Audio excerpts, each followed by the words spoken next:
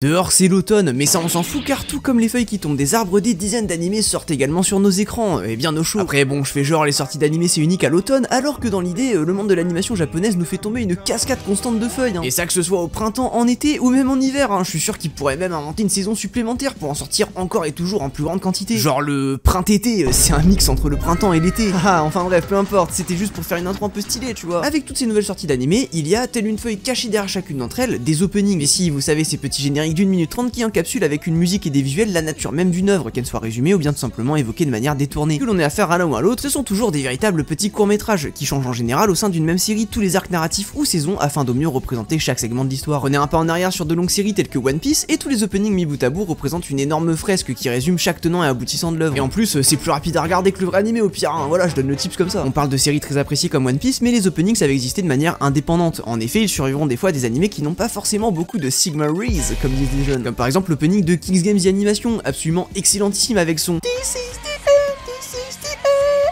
end, qui est en fait une subtile référence à l'héritage de l'œuvre après cette adaptation cataclysmique. Même si les openings sont censés représenter le plus possible le matériel d'origine dont ils sont tirés, leur atmosphère esthétique et thématique, ils n'y sont pas limités, ils sont leurs propres œuvres. Alors certes, apprécier l'animé derrière pourra encore plus renforcer votre amour pour un opening, mais l'un n'est pas forcément essentiel pour l'autre. La démarche des openings est très intéressante car elle est aussi réalisée afin de soutenir le marketing des animés. En effet, ça va du concept officieux de partager l'opening à un pote pour le convaincre de regarder un anime que tu aimes bien. Ah non mais je te jure mec, Métallique Rouge c'est un banger, regarde cet opening. Ah ouais, stylé, je vais regarder l'animé, ça a l'air trop bien.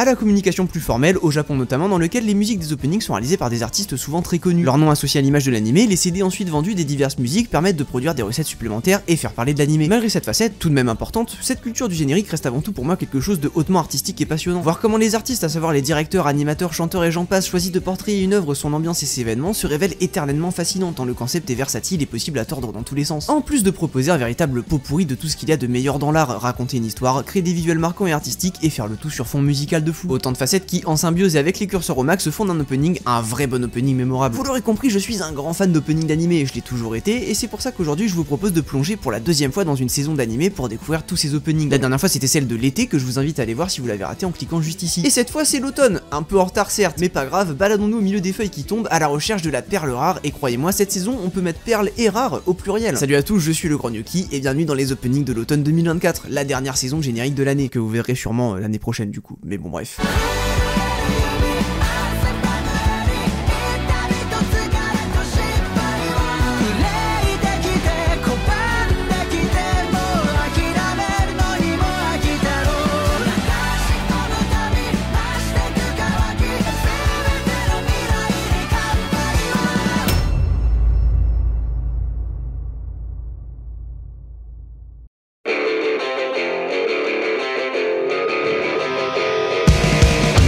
Pour commencer en bonne forme, on enfile nos Nerve Gear, on s'allonge tranquillement et on plonge dans le monde virtuel de Sword Art Online, l'animé iconique des années 2010 où des milliers de joueurs du MMO en réalité virtuelle éponyme se retrouvent coincés à l'intérieur d'un jeu impitoyable et cruel, une mort dedans impliquant une mort dans la vraie vie. Mais rassurez-vous, la mort, tout ça c'était il y a bien longtemps en réalité dans l'œuvre, car bien qu'elle se nomme toujours Sword Art Online, les mondes virtuels parcourus par les personnages n'ont plus rien à voir avec actuellement. C'est le cas notamment du spin-off dont on va parler. Car dans ce spin-off qui porte toujours le titre Sword Art Online, l'histoire n'a plus rien à voir avec le jeu dans le lore. En effet, nous sommes maintenant dans un autre VR MMO, Gun Gale Online, apparu à l'origine dans la saison 2 de l'animé, dans l'arc Phantom Bullet, l'une des nombreuses suites à l'arc original qui se déroulait dans Sword Art Online, le vrai jeu. Donc c'est bon, vous avez tout compris? Non, parce que je peux réexpliquer. En tout cas, dans Gun Gale Online, oubliez vos épéistes noirs et princesses à rapière, car on est là bien loin de la médiévale fantasy et plus proche de Black Ops 6, jeu de tir qui part à l'exact opposé du concept original plutôt fantasy de Sword Art Online. GGO pour les intimes fut un risque jugé rafraîchissant dans l'anime original qui a donné un arc relativement apprécié, en tout cas toujours plus que le deuxième. Et si vous savez, avec l'effet et de l'inceste, même si moi j'aime bien, une raison amplement suffisante pour en faire donc un spin-off totalement décorrélé de Kirito et Asuna dans l'univers de balai de plomb, Sword Art Online, Gun Gale Online. Ouais, ça devient de plus en plus compliqué cette histoire. Rencontrer Karen Koiru-Maki, une jeune femme complexée par sa grande taille qui va finir par trouver un avatar avec son apparence de rêve, toute mimi et rikiki, malheureusement dans le jeu le moins mignon de tous les temps, vous l'aurez compris, Gun Gale Online. C'est le cœur bien mieux de la fin du monde, donc dans n'importe lequel de ces jeux en fait, l'avatar de Karen nommé Len avec 2 L et 2 N pour faire bien gamers, va tout compte fait décider de jouer activement au jeu, ce qui l'impliquera dans moult compétitions avec moult individus bizarres, tels que Pitohui, une meuf obsédée par SAO, le vrai jeu dans l'univers, donc cette fois, qui se suicidera dans la vraie vie si elle meurt dans le jeu. Heureusement qu'on fait pas comme elle dans nos jeux de tous les jours. Ok les gars, go rush le beeper, le top mid, puis catwalk, puis short, je la sens bien cette game. Pour l'instant tout va bien, je vous rappelle que le concept de la vidéo d'aujourd'hui c'est que si je meurs dans le jeu, ma vie s'arrête.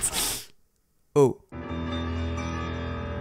Le résultat, SAO-GGO, oui je l'abrège, était un spin-off sympathique malgré l'absence de l'enjeu de la mort. Et l'opening qui l'accompagnait, réussi par RAOI, chanteuse récurrente de la licence, efficace, avec sa musique J-pop énergique et ses visuels explosifs bien qu'un poil classique, ce qui donnait somme toute une belle addition au panel de générique mémorable de la licence malgré un certain manque de vagues. Pour cette deuxième saison qui sort actuellement en revanche et elle compte bien faire des vagues, c'est Réona, autre chanteuse iconique de la licence qui entre en scène pour nous proposer le nouvel opening de la série GG. Vous l'avez ou pas les gamers? GG comme good game, bonne game en anglais ou bien joué. Et à l'image de son nom un peu crazy, ce deuxième générique prend beaucoup plus de risques que le premier. Préparez-vous cette fois à plonger réellement dans l'overdose sensorielle stylisée du Nerf Gear et de Gun Gale Online, le tout en teinte de noir et blanc impersonnel contrasté par les couleurs pétillantes des personnages et des divers effets stroboscopiques qui semblent presque représenter la vie insufflée dans le jeu par les joueurs. Pour souligner ce décalage, le storyboard, à savoir l'ensemble des scènes et comment elles sont présentées, est un mix parfait d'élégance et de frénétisme, enchaînant dessins puissants pleins d'attitude et séquences d'animation très vives. C'est de manière plutôt posée pendant le couplet que le générique pose le décor, avec de simples plans présentant les personnages en 2D par-dessus des décors décalés en 3D, comme flottant par-dessus. Par poser le décor, j'entends que c'est déjà là que l'on peut entrevoir l'idée de contraste entre le fond et les personnages pour transmettre une émotion, mais aussi entre le noir et blanc et les couleurs pétantes lorsque Len et Pito 8 tirent de leur pistolet des jets de couleurs. Ah mais c'est Splatoon ou quoi? Ah mais ici, les pistolets de peinture ne servent pas à badigeonner n'importe comment le terrain et les murs, je vous le dis tout de suite, car ils nous donnent deux très beaux splash art détaillés et stylisés des deux gameuses qui prennent la pose au milieu des éclaboussures. Et si l'on regarde bien en fond, boum, on peut apercevoir encore une idée récurrente de l'opening, peut-être même sa thématique centrale, celle des arrière-plans tripants remplis de données, cerveaux et autres réjouissances médicales. Enfin pour les voir, il faudra éviter de cligner des yeux, en plus de mettre en vitesse 0.25, car les visuels de cet opening de manière générale défilent très vite, comme pour évoquer du subliminal. Cerise sur le gâteau de cette atmosphère overdose sensorielle, couplée aux couleurs vibrantes qui viennent casser le noir et blanc, ce côté nerveux grâce au rythme de l'enchaînement des plans et à l'aspect scan médical s'inclut comme la facette finale du storyboard qui place son focus sur les émotions humaines représentées en données. Un mélange qui brille particulièrement au refrain dans lequel se mélangent et s'entremêlent les effets stroboscopiques et traînés de lumière, l'humain, la vie qui s'imprègne dans le système en noir et blanc. C'est beau, ouais.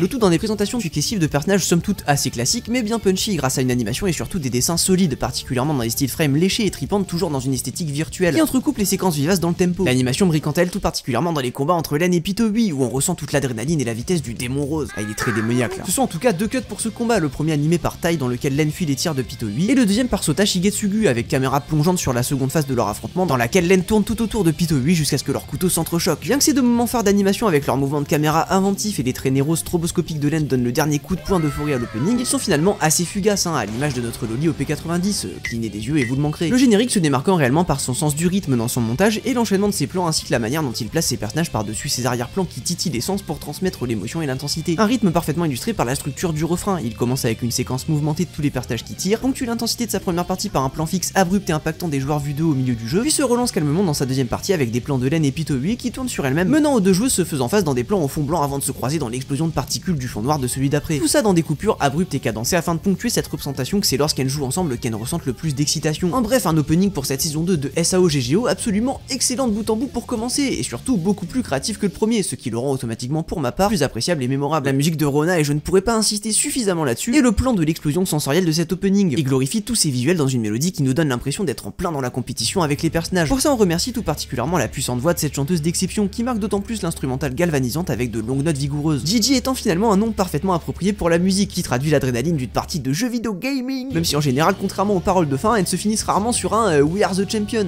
mais plutôt comme ça. Oh là là, attention, attention, ne déconnectez pas encore vos Nerf Gear, car on va rester encore un peu dans le monde virtuel, et puis de toute façon, si vous l'enlevez de force, je le rappelle, vous mourrez.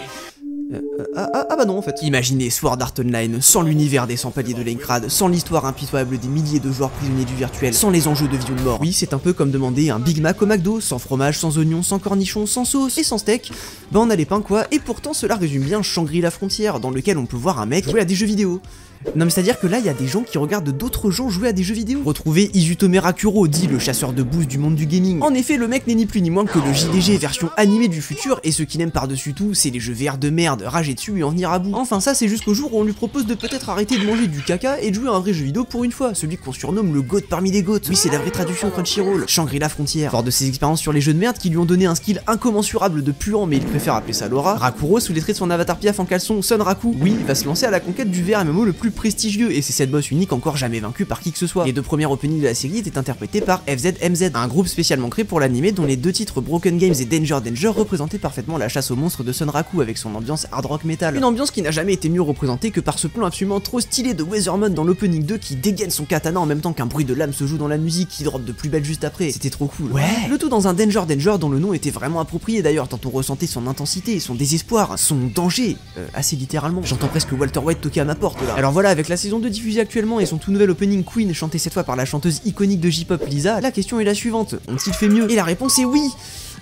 Et non en même temps, c'est-à-dire que c'est à peu près pareil que les deux premiers en fait. Et oui, car malgré mes dires qui semblaient presque dithyrambiques juste avant, bah les openings de Shangri-La Frontière, ils sont avant tout géniaux musicalement. Et c'est le cas ici aussi définitivement. Mais dans l'autre département des openings, c'est-à-dire les visuels, bah ça n'a jamais vraiment été dingue. Certains d'entre vous pourraient croire que ce n'est pas grave, qu'il suffit d'une bonne musique qui slappe pour faire un bon opening, mais si c'était vraiment le cas, bah, je ferais une vidéo sur les musiques d'animés de l'automne 2024 et pas les openings, car les openings c'est la musique plus les visuels, leur symbiose. Mais dans un cas comme dans l'autre, finalement, dans cet opening, on n'est pas trop dépaysé par rapport à ce que l'animé nous a proposé avant. Au niveau mélodie, l'univers musical déjà bien installé de Shangri-La Frontière est respecté, tout en étant un peu bousculé par Lisa et son univers qui déborde de peps. Quant au visuel, bilan moins positif, mais malheureusement aussi dans la lignée de ce qu'il y a eu avant, une présentation de personnages assez banale et surtout studieuse qui laisse très peu de place au storyboard pour être vraiment créatif. Ajoutez à tout ça la classique séquence d'action au refrain très stylée mais toujours aussi codifiée, et on obtient un opening de Shangri-La Frontière qui ne se démarquera finalement une fois de plus que par sa photographie et son compositing. La photographie c'est le terme qui désigne l'ensemble du rendu de l'image dans un animé, et le compositing c'est tout simplement l'ensemble des effets spéciaux ajoutés en post-production, donc après que les dessins aient déjà été faits. Des éléments tels que la lumière, les particules et autres effets par exemple. Avec le retour de Daisuke Matsuki, le directeur du deuxième opening au storyboard et à la photographie sur ce nouveau générique, on retrouve une forte présence de tout ça, notamment les éclairages et lumières pétillantes variées qu'on pouvait observer sur le tout premier opening de la série. Et surtout le premier, parce que bien que Matsuki n'était pas au storyboard sur celui-ci, il s'est tout de même occupé de la photographie, l'exact inverse du deuxième opening d'ailleurs où il était uniquement au storyboard mais pas la photo. Alors finalement avoir Matsuki enfin au storyboard et à la photographie, et ben c'est un peu le meilleur des deux mondes finalement. Une fusion qui permet à cet opening d'être tout pipou visuellement, grâce à des plans qui mettent en valeur les lumières de discothèque qui aveuglent plus que si on regardait le soleil droit dans les yeux sans lunettes, et mon dieu, qu'il en a besoin. Car à force de voir les personnages s'enchaîner, être debout, ou bien assis, ou bien en train de marcher, et ben nous, on est juste en train de dormir en fait. Et ce malgré que le storyboard prenne la peine d'essayer, de faire des compositions de plans un peu sympas avec des jolis arrière-plans et des fois même un peu de profondeur, sans jamais parvenir à vraiment ajouter la goutte de fun manquante à ce plan tracé au millimètre près d'un opening de Shangri-La Frontière, faute d'un côté statique bien trop présent. Finalement, aucun plan ne se démarquera vraiment, si ce n'est peut-être le début de l'opening avec ses lumières rouges et vertes détaillées qui marquent le contraste entre les personnages et leur avatar virtuel. Et même là, c'est une idée générale déjà largement exploitée dans les deux premiers. Même lorsque l'opening essaye des choses comme avec ce plan rotatif sur Pencil Gun et Kazo, cela ne fait qu'évoquer le travail bien plus marquant de Daisuke Matsuki sur les openings de Dr Stone, notamment son inspiration précise, la séquence du deuxième avec Senku et Chrome qui est essentiellement la version avec sauce du plan que j'ai cité juste avant. Bon après voilà, le refrain est quand même bien stylé encore une fois avec ce plan séquence explosif et dynamique de Sonraku qui combat les différents ennemis qu'il devra affronter cette saison, le tout sur un drop qui go hard sa mère avec son instru attends si les vocaux de Lisa est lancé. Bien que cet élan soit là encore un peu teinté par la 3D discutable qui arrive juste après,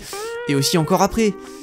Et encore après. Mais bon, finalement l'opening se termine quand même sur de belles séquences bien violentes et stylées alors que la musique s'intensifie pour la dernière fois. Bilan, un opening de Shangri-La Frontière habituel j'ai envie de dire, avec de jolies lumières et surtout une musique exceptionnelle. À mi-chemin entre l'essence respectée du premier groupe de l'animé FZMZ et la goutte de fraîcheur apportée par Lisa qui permet en plus à la chanteuse de sortir un peu de son style J-pop habituel pour proposer quelque chose de plus belliqueux. Le tout grâce à une instrumentale qui est aussi parfaitement entre le côté fun et hargneux de Shangri-La Frontière qui couplé à sa voix vigoureuse et modulable permet à la musique d'atteindre sans forcer le niveau de puissance que pouvait proposer Danger avec de longues notes combatives. Voilà, c'est fini mais on a déjà hâte de retrouver la chanteuse sur l'opening de la saison 2 de Solo Leveling cet hiver, ça c'est sûr. Queen par Lisa est donc une excellente musique, mais en tant qu'opening, bah c'est juste sympa quoi, et dans la lignée de ce qu'a proposé Shangri-La Frontière. En gros, le deuxième opening continue de Slay. Aïe aïe aïe aïe aïe.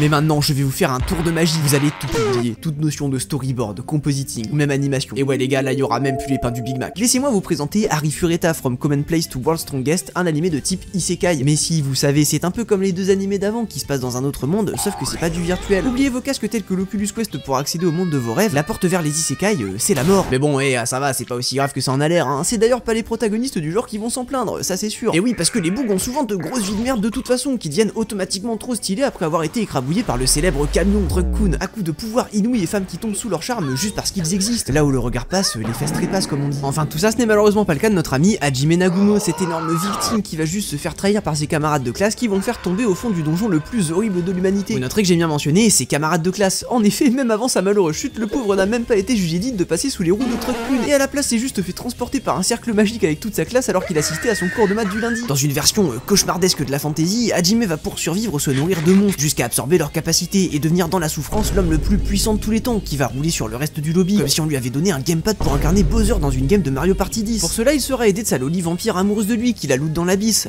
les japonais, mais aussi par son ingénieuse idée de créer des armes à feu et des quads dans l'isekai. Non mais c'est Shadow le hérisson ce bâtard ou quoi là? En tout cas, si les deux premiers openings étaient en fait une allégorie de Hajime qui tombe dans les profondeurs les plus obscures de l'humanité, c'était très réussi, car on tombait nous aussi dans les profondeurs les plus obscures de l'animation japonaise. Le parallèle est juste fou. En effet, malgré des musiques excellentes d'abord par le groupe Voidcore puis la chanteuse Mindarine, des artistes que j'affectionne tout particulièrement, ces mélodies angéliques n'ensorcelaient bien que les oreilles, les yeux restant malheureusement là avec le sang qui coule à flot devant ces dessins de basse qualité, cette animation presque inexistante, et encore même le presque est mauvais, sans oublier bien sûr la 3D, ouh là là là là là là, la 3D. Les images du crime parlent d'elles-mêmes. Un résultat déplorable à l'image de la production dramatique de l'animé qui ne semble pourtant pas s'améliorer avec les années qui passent entre les saisons. Bien que le deuxième générique était meilleur que le premier, il est resté empoisonné par un storyboard très plat. Puis non mais y'a que moi que ça choque de voir un gros 4x4 partir à l'assaut d'un seigneur dragon là. Pourtant il faut se dire que c'est peut-être ça, cet opening, le magnum opus de Harry Fureta, le studio derrière l'animé qui go hard. Et clairement après ça les bugs étaient fatigués parce que sur le nouveau générique de la fraîche saison 3, ils avaient visiblement pas prévu d'aller décrocher cette barre pourtant posée par terre. C'est si con. Au programme visuel encore plus faible que l'opening 1 et 2 combinés, un storyboard porté disparu, des dessins médiocres alors même que l'opening n'est presque que composé de plans fixes, je ne parle donc même pas d'animation MDR, et surtout même dans sa simplicité aberrante, ça parvient à rester moche, et ça c'est quand même très fort. Le maximum de créativité dont fait preuve l'opening, c'est soit ce plan un peu marrant, tellement qu'il l'utilise 2 fois juste en inversé, et le pire c'est que même malgré ces 10 secondes de temps d'écran, j'ai quand même pas eu le temps de comprendre ce que c'était censé représenter, sinon c'est soit Hajime qui mitraille une forêt avec un énorme machine gun en 3D, alors on sait pas sur qui ou quoi il tire, parce que je le rappelle, je suis toujours en train de placarder des affiches l'avez-vous vu pour ce pauvre storyboard, mais le plan reste très drôle. La seule grâce salvatrice décidément de cet opening, ce sera une fois de plus la musique, et finalement il a retenu le meilleur de ses prédécesseurs et les a combinés car on a le droit à un feat entre Voidcore et Mindarine, juste exceptionnel. Le résultat s'appelle Undying Wish, une musique qui mêle l'instrumental punchy et frénétique de Voidcore à la douceur de la voix de Mindarine. Alors voilà, un plaisir auditif non dissimulé, le reste par contre s'apparente au vécu de Hajime. Sauf que moi bizarrement ça m'a pas transformé en l'homme le plus fort du monde, à la place je remets juste en question ma passion des openings. Je suis déjà tel Zoro ensanglanté en mode il ne s'est rien passé vis-à-vis de l'opening d'avant, mais mes peines ne vont malheureusement pas s'arrêter là. De banger pour commencer et maintenant 2 génériques très suspicieux, c'est donc ça qu'on appelle l'échange équivalent. Danmachi, aussi connu sous le nom de Dungeon Nideai Womotomelu no wa Machigatteru Daroka. En bon français, est-ce mal de vouloir pécho des meufs dans un donjon? Et moi je vais répondre, c'est pas mal du tout, toutes les situations sont des opportunités les gars. Même lorsqu'on est en porte de la mort comme Belle Cranel et que l'on se fait secourir par une jolie femme, le premier réflexe sera non pas de se réjouir d'être en vie mais d'essayer de prendre son numéro. Pensez mal alpha. En plus avec un peu de chance vous évoluerez de manière hors norme comme ce bon vieux Belle pour devenir un héros sous la bénédiction de la déesse Estia. Wow, attends mec, t'as une déesse littérale qui ressemble à ça chez toi et t'attends d'être aux portes de la mort dans un donjon putride pour avoir envie de pécho, mais t'as un dysfonctionnement dans le Falzar ou quoi? Bref, Danmachi c'est sympa, petit shonen sur fond mythologique avec un peu d'aventure, de baston et de fanservice, tout ce qu'on aime finalement. Le contexte est original, le fond pas tellement, rien de particulièrement exceptionnel, mais un bon moment nonobstant. Et au niveau des openings, c'est majoritairement le même constat, à l'exception tout de même très importante de la saison 2. Saison où l'anime décide de lâcher un énorme banger, l'opening Hello to Dream par Yuka Higuchi. Ce ne serait pas risqué de dire que cet opening possédait tout. Un storyboard inventif avec des timelapses trop stylés, des compositions de plans créatifs pour présenter ses personnages sous des lumières variées et atmosphériques, le tout dans une mise en scène audacieuse avec placement et mouvement de caméra ambitieux. Et forcément après avoir été choc barre de baiser par cet opening comme disent les jeunes, j'ai attendu la suite de pied ferme. Malheureusement l'anime a tout simplement refusé d'élaborer depuis, il a drop son meilleur, puis il est revenu à des openings juste sympathiques, voire parfois assez faiblards comme dans la saison 4 par exemple. Et tristement cette saison 5 n'a toujours pas l'air de vouloir retourner au fourneau cuisiner de nouveau un bon poulet. Malgré le contexte mythologique de l'anime, voilà un opening de plus dont on ne comptera pas la légende. D'entrée de jeu l'opening prend déjà place dans le même décor que l'opening 1 de la saison 4, opening déjà très ennuyant visuellement. Et ce ne sont pas les 2 énormes nibards de Estia qui vont me déconcentrer de cette redondance. D'ailleurs même ça c'est redondant en fait, ça fait 5 saisons Estia, je sais que t'es la déesse du foyer, mais arrête d'essayer de me loger dans tes aises en m'engouffrant à chaque fois l'écran dedans. Mais tu dis n'importe quoi, moi j'aimerais bien être la caméra pour m'engouffrer dans ces courbes voluptueuses. Johan, tu devrais faire des illustrations sur elle, à exposer à la prochaine expo, sur ton stand. C'est gravissimo vrai. S'ensuit une présentation de personnages comme dans la plupart des openings de Danmachi, mais cette fois sans le flair visuel, les lumières ni la composition du deuxième. Pire, cette présentation reste terriblement plate même comparée aux derniers openings. Ce n'est pas non plus le refrain qui sauvera ce générique tristement figé et terne, avec des scènes d'action manquant clairement d'épaisseur. Ne reste alors que la toute fin qui propose enfin quelques séquences d'action un peu bien senties, comme un daron qui se redresse brusquement après avoir somnolé pour faire croire que non il dormait pas jusqu'à maintenant. De la bagarre avec des mouvements expressifs animés par Teipei Okuda qui émule mieux vautard que jamais le style des scènes les plus iconiques de Danmachi par Kenichiro Aoki avec leur animation frappante et chorégraphies de cinglés, le tout grâce à des smears exacerbés. Une technique d'animation qui consiste à simuler un flou de mouvement et de l'intensité grâce à des dessins aux traits déformés entre les poses clés. Une facette qu'on aurait aimé plus retrouver et qui se termine malheureusement quand même sur un plan digne de The Flash sur la CW où Ben et ce mec se poursuivent en super vitesse, pas très super. La musique shonen par Green Boy, je sais pas trop comment ça se dit, sauf finalement l'opening du Somnifère grâce à un certain peps héroïque et mythologique qui se ressent dans des sonorités en mode fanfare qu'utilise le morceau et qui se joue des fois sans les paroles, notamment à la fin. En bref, cela ne me marquera peut-être pas autant que les génériques passés par Yuka Eguchi ou encore Sajo Nohana, mais c'est quand même assez cool, vraiment dommage que les visuels ne suivent pas. On pourrait croire avec tout ça que faire un opening à la structure classique mais impactante relève de l'impossible, et pourtant le prochain sur notre liste est la preuve que ce n'est pas le cas. Reprenons de zéro.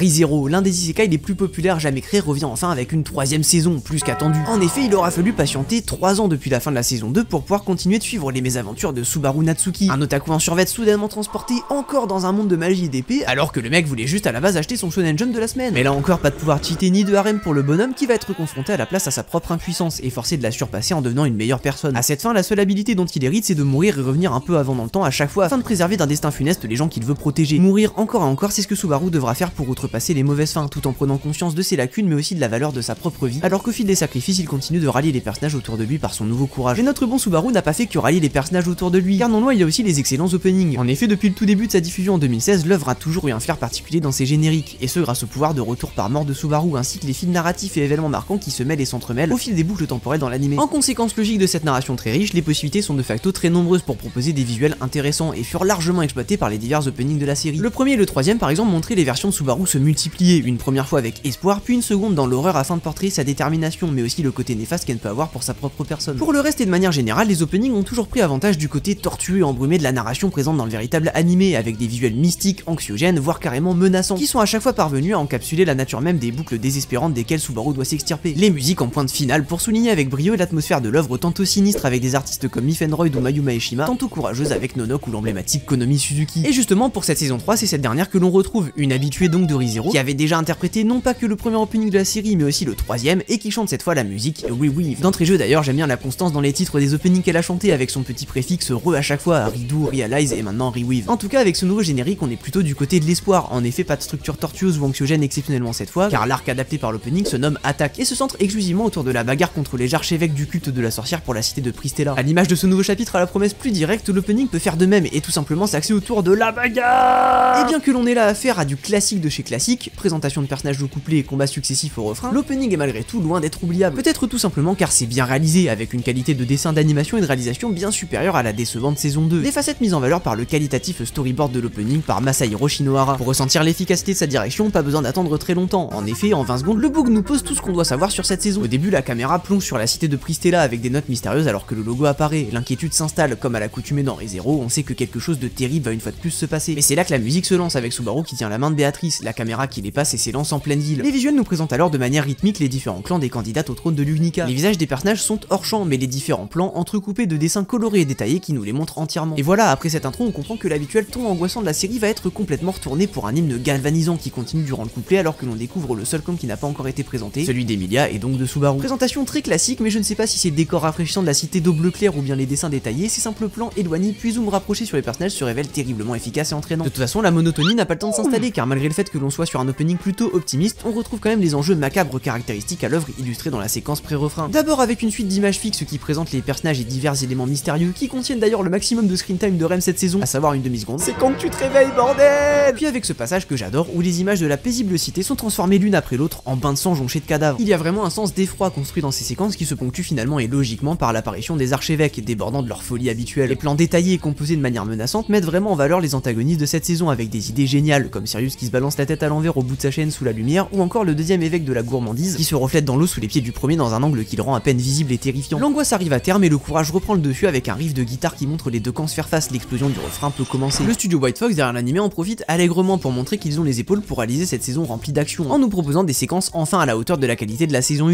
une énergie qui se porte fort heureusement jusque dans le vrai animé aussi. Garfield qui patate un gros dragon, William le God qui se frite avec un adepte du culte alors que la caméra tourne tout autour d'eux, Ricardo qui nous rappelle que la mort vient du ciel, Rush et Julius qui lancent des attaques attaques coordonnées sur la gourmandise. Bref, tout plein de morceaux d'action électrisants à l'animation assez pyrotechnique, parfaitement dans le tempo de la musique. Non mais merde, de quoi, même Priscilla, ce personnage pourtant si détestable, a devant le plan le plus stylé et détaillé de l'opening, où la caméra passe au travers de plein d'adeptes qui s'élancent sur elle avec une légère rotation. Le tout jusqu'au lancement de sa contre-attaque dont les flammes sont suivies avec un mouvement de caméra qui recule sur tout le pont et qui transforme les sous-fifres en cendres sous le regard suffisant de la princesse souriante, sublimée par les ombres qui se reflètent sur son visage. Non, franchement, je retire ce que j'ai dit, best waifu de ReZero. Oui, je suis très influençable. Après un combat stylé entre Reinhardt et Lugnica avec animation, posing et chorégraphie stylée qui transmettent leur attitude et pouvoir, Emilia ferme la marche des affrontements en courant vers Sirius avec ampleur tout en déviant ses chaînes à l'aide de ses épées de glace, un léger mouvement de caméra en rotation pour augmenter l'intensité de la course. Un moment trop cool, même si l'attaque finale de la demi-elfe avec son épée géante tombe un peu à plat. Emilia en avait dit pas le mode créatif, what the fuck. Mais c'est peut-être à ce moment finalement que Régulus en a profité pour la kidnapper, vu qu'elle ne bougeait pas, puisque le plan d'après, Subaru et Béatrice s'élancent sur l'archevêque afin de sauver la demi-elfe. Mais juste avant qu'il l'atteigne, la malédiction de la sorcière de l'envie s'empare de l'écran et rembobine tout l'opening en quelques secondes pour revenir à la même séquence du début où Subaru fronce cette fois les yeux, déterminé à faire face à une nouvelle boucle. Jolie touche qui fait de l'opening lui-même une boucle, un peu comme le premier d'ailleurs, même si en vrai Subaru est un big bluffeur de froncer les yeux, car dans cette saison de ReZero, il boucle un total de 3 fois seulement, et c'est avant d'affronter la plupart des archevêques de cet opening, donc c'est dire. En tout cas, c'est comme ça qu'on fait un opening classique mais mémorable, visuel stylé, réalisation et animation soignée avec de bonnes idées et une musique qui claque. Konomi Suzuki assure définitivement sa place de reine incontestée de ReZero, un trône qu'elle partage avec Myfenroid qui ont d'ailleurs également cook un énorme poulet sur l'énigme de cette saison, mais c'est malheureusement pas le sujet. Ce qui est sûr, c'est qu'avec un tel banger,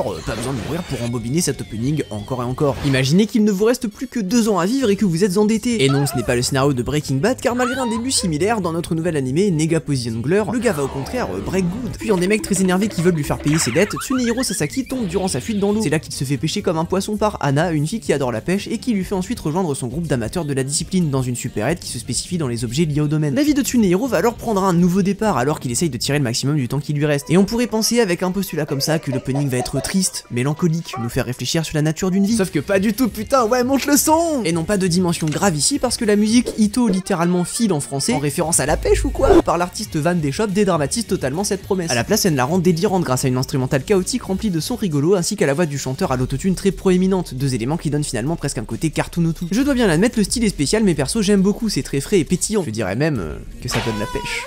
C'est rigolo ça quand même. Au fond de cette pêche, on trouve des visuels fun. Oh mon dieu, ça sonne très mal, remplis de couleurs et motifs afin de transmettre les émotions qui traversent le personnage principal dans sa vie mouvementée. D'abord terne et plutôt sombre, son existence est en premier temps une succession de problèmes et d'affaires en eau trouble, à l'image de ce ciel inquiétant en spirale violette au début de l'opening. Des débuts de couleurs immergent juste après, Sasaki marche au premier plan à contresens de la foule en noir et blanc et de la fresque de fond, dans laquelle se trouve son futur lui bleu pétant qui passe du bon temps avec ses amis en couleur dans ce qui ressemble plus à un après-game de Splatoon qu'un après-pêche. Après je dis ça, je dis rien. Lorsque tout le monde se croise dans la vraie vie, le ciel devient une suite de rayons aux couleurs pétillantes qui installent l'éclaboussure de teinte à venir alors que tout se rembobine jusqu'au début pour prendre un nouveau départ. Comme une explosion de bulles après l'ouverture d'une canette, la vie du protagoniste devient alors chatoyante et bien remplie dans un storyboard qui prouve une fois de plus qu'il peut compenser ses limites en termes de mouvement pur par un parti pris artistique et créatif rigolo rempli d'idées fun, comme par exemple les motifs qu'on retrouve mais qui sont cette fois en pointillés tout mignons loin des spirales tourmentées du début. Il continue d'avoir une place importante dans le reste de cet opening, au même titre que les couleurs pastel éclatantes. Le mix de ces deux parties pris crée une atmosphère légère et chaleureuse qui marque clairement le changement d'ambiance du quotidien du protagoniste, de formes et couleurs sombres et peu rassurantes à optimistes et réconfortantes. Une histoire racontée par ses idées visuelles qui permettent de les rendre en plus beaucoup plus amusants que s'ils en étaient dénués, comme les présentations de personnages rendus excentriques et uniques par les arrière-plans colorés et les ombres en motifs. Et même sans ça, juste les chara-designs un peu stylisés et mémorables auraient fait de cette séquence quelque chose de marquant, surtout quand on voit cette meuf là. Alors je sais pas si c'est une bonne chose, mais ouais, je l'aurais pas oublié. Un compositing assez discret mais efficace brille par-dessus l'opening, comme une subtile lumière à la surface de l'océan, qui donne à l'opening tantôt une atmosphère bleutée et azur, tantôt orangée et chaleureuse. Deux ambiances aussi réconfortantes l'une que l'autre qui représentent le nouveau foyer trouvé par le protagoniste. L'ajout d'un plan de la vraie vie véritable qui longe l'autoroute sur la séquence finale où les personnages roulent en voiture tous ensemble est une touche bien sentie qui traduit une dernière fois du décalage chaotique mais jovial du quotidien avec cette fine équipe, en plus de faire sens avec le reste de l'esthétique de l'opening qui affichait déjà pas mal de décors en 3D assez réalistes. En bref, entre son rythme vif, ses visuels colorés ainsi que sa musique euphorique, l'opening de Negapotion Glur prouve qu'il suffit d'une bonne idée et pas forcément de séquences délirantes d'animation pour faire un bon générique. En plus, il parvient même à rendre trop marrant un gars destiné à mourir dans un futur proche. Et je sais pas si c'est une bonne chose finalement, mais force à lui, au moins c'est unique, on espère qu'il s'en remettra. Mais la vie de Tsunehiro Sasaki n'est pas la seule à changer lorsqu'il tombe dans l'eau froide. En effet, car lorsque cela arrive à Ranma Saotome, un artiste martial de haut niveau, il se transforme en fille et seule de l'eau chaude peut le faire revenir à la normale. Vous aurez bien sûr reconnu le postulat du classique de comédie romantique des années 90, Ranma 1/2, écrit par l'auteur de génie Rumiko Takahashi, l'une des plus grandes icônes du manga de manière générale, à l'origine d'autres œuvres très connues du genre telles que Urusei Yatsura ou Maison Ikkoku pour ne citer que. Dans Ranma 1/2, ensuite tout plein de personnages frappés par des malédictions de sources chaudes qui vont les transformer au contact contact de l'eau froide dans divers animaux, cochons, chats, pandas et j'en passe et des meilleurs. On force aux autres, hein, parce que finalement notre chère Ranma s'en sort pas trop mal en donnant tout simplement une fille. Et à l'image de l'autre classique de Rumiko Takahashi, Urusei Yatsura il n'y a pas si longtemps, c'est à monsieur ou madame Ranma du coup d'avoir son propre remake de son animé des années 90, remis au goût du jour par le studio MAPPA. Putain, encore eux. Loin des couleurs réalistes et assez ternes habituelles du studio, l'opening Inazukun par la chanteuse Ano fait honneur à l'ambiance traditionnelle de l'œuvre, avec son aspect tapisserie à motifs qui se déroule et révèle des arrière-plans à l'esthétique minimaliste remplie de couleurs pastel. Avec son storyboard par Parakoshi Nohara, le générique est semblable à une véritable tempête de confettis festive et qui présente les divers personnages et événements avec un flair amusant et loufoque dans des plans chargés jusqu'à ras bord d'éléments. La manière dont il se présente double la mise, hein, sur ce côté rouleau de pâtisserie.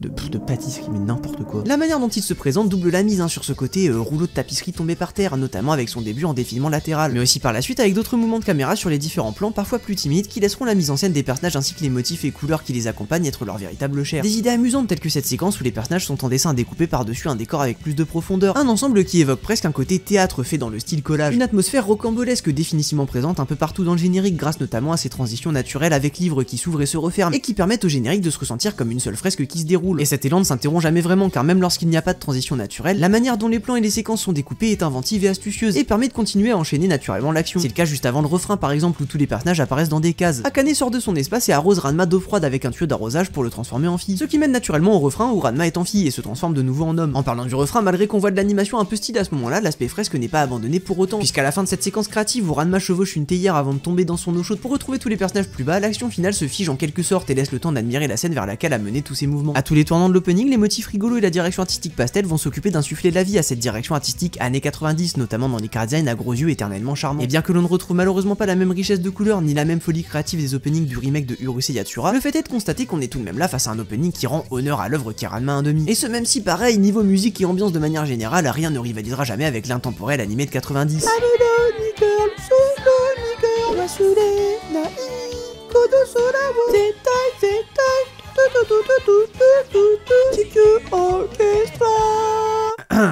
Non seulement niveau musique comme vous l'aurez compris avec le style années 90 bien réconfortant, mais aussi du côté des visuels qui étaient imprégnés de l'identité si unique de cette période. Malgré ma nostalgie, cet ensemble modernisé conserve l'essence, essentielle j'ai envie de dire, et c'est très réussi. Mention spéciale à la musique par Ano, quelque chose que je trouve assez drôle étant donné qu'elle avait chanté l'ending set de Chainsaw Man, une énorme parodie justement de générique de romance un peu rétro. Qui aurait cru qu'elle chanterait le vrai truc seulement 2 ans après. Ce qui est sûr c'est que sa voix fluette et l'instrumental joyeuse collent en tout cas parfaitement à l'atmosphère de la série. La parodie devient donc sérieuse. Hein. Tout ça pour dire que j'espère surtout que cet opening vous convaincra de sauter immédiatement dans le bain de ce remake de Ranma 1/2 si vous n'avez jamais eu l'occasion de découvrir l'œuvre auparavant. Toujours dans la tranche de vie romance comédie, un poil moins prestigieuse cette fois, le prochain animé, Kimi wa Maido-sama, nous fait suivre le quotidien d'un jeune garçon avec sa maid. Sauf que le twist, c'est que sa maid est en fait une sorte de John Wick, une maîtresse dans l'art de tuer, mais pas dans celui de prendre soin des autres. Je veux dire, regardez la dernière fois que John Wick a eu un chien, ça parle de soi-même. Bref, en tout cas, on va pas se mentir, c'est un peu l'animé de comédie romantique classique, qu'on a vu 56 milliards de fois avec un tout nouveau, sauf que... Et pourtant, l'opening n'est pas du tout contractuel à la banalité qui se cache derrière. En effet, existe la direction artistique vue et revue du véritable animé, ici on a l'impression d'avoir mis les pieds dans un musée d'art moderne carrément. Pour ça on remercie Sao Nanjo qui réalise l'opening ainsi que Setsuka Kawahara et Haruka Teramoto qui agrémentent sa vision grâce à respectivement de l'animation en papier découpé et des séquences et éléments en live action. De ce mélange explosif naît une direction artistique très artistique qui fait coexister habilement les décors de papier mâché style diorama avec les papiers découpés et les prises de vue réelles dans un mix expressif de textures et reliefs très intéressant à voir se dérouler. Ces esthétiques déteignent les unes sur les autres ou bien se passent le relais et c'est ça qui est le plus intéressant. Comme lorsqu'on retrouve par exemple les prises de vue réelles clairement utilisées en tant que texture sur les dioramas. Ces décors faits de Mick et de Mac deviennent ainsi le théâtre de personnages qui évoluent en leur sein en 2D afin de contraster les différents plans de profondeur. Bien que les différents mouvements artistiques coexistent ensemble de manière générale, on peut tout de même les séparer dans différentes séquences qui les mettent tout particulièrement à l'honneur. L'animation en papier découpé par exemple est mise en avant dans cette séquence avec des décors au fond transparent et la maid dans lesquels la caméra passe et montre la perspective. Et c'est aussi le cas durant cette scène à l'esthétique poupée et couture où les deux personnages dansent dans ce style aussi élégant qu'à poil dérangeant. Quant aux prises de vue réelles qui renforcent le côté artistique et expérimental de l'opening, elles prennent le contrôle au refrain lorsque le format change pour se mettre en carré et appuyer d'autant plus la mise en scène intimiste à laquelle on a eu le droit jusqu'à maintenant. Dans ce format on peut voir se dérouler un montage rempli de séquences de la vraie vie en noir et blanc, mais aussi et surtout de séquences animées, très certainement rotoscopées de la maid qui court avec un filtre vidéo saturé qui accentue les contours, le tout pour émuler un sentiment de film daté et nostalgique trouvé dans le grenier. L'utilisation de la rotoscopie est un choix très pertinent pour exprimer l'authenticité d'une telle séquence. En effet, le procédé consiste à tracer les mouvements d'un acteur ou bien d'un modèle 3D en animation 2D afin de conserver le réalisme et la lourdeur de leur gestuelle. En exécution ici, cela permet d'évoquer l'insimplicité du quotidien du protagoniste avec sa maid sous une couche d'émotion. Tous les mouvements artistiques différents se rencontrent finalement dans la conclusion de l'opening opening, texture changeante sur les personnages, poupée de la Maid qui danse contrôlée par une main derrière un rideau, et enfin le retour sur le diorama papier mâché et les plans qui l'entrecoupent style collage. Touche finale à ce storyboard très unique et sensible qui multiplie les idées pour représenter la relation entre les deux personnages de l'animé, auto-juré par le groupe Tricot, ponctue ce générique avec euphorie et douceur. L'effervescence mais aussi la mélancolie de la vie et des liens encapsulés par sa voix aigre douce. Alors voilà, constat d'un opening plutôt surprenant pour cet animé sur ce Neuil qui essaye de gérer cette Maid. Mais notre prochain Neuil, lui, va pas y avoir de vie quotidienne intimiste avec sa seule prétendante, non, il va avoir l'embarras du choix pour kickstarter sa vie amoureuse le bougre.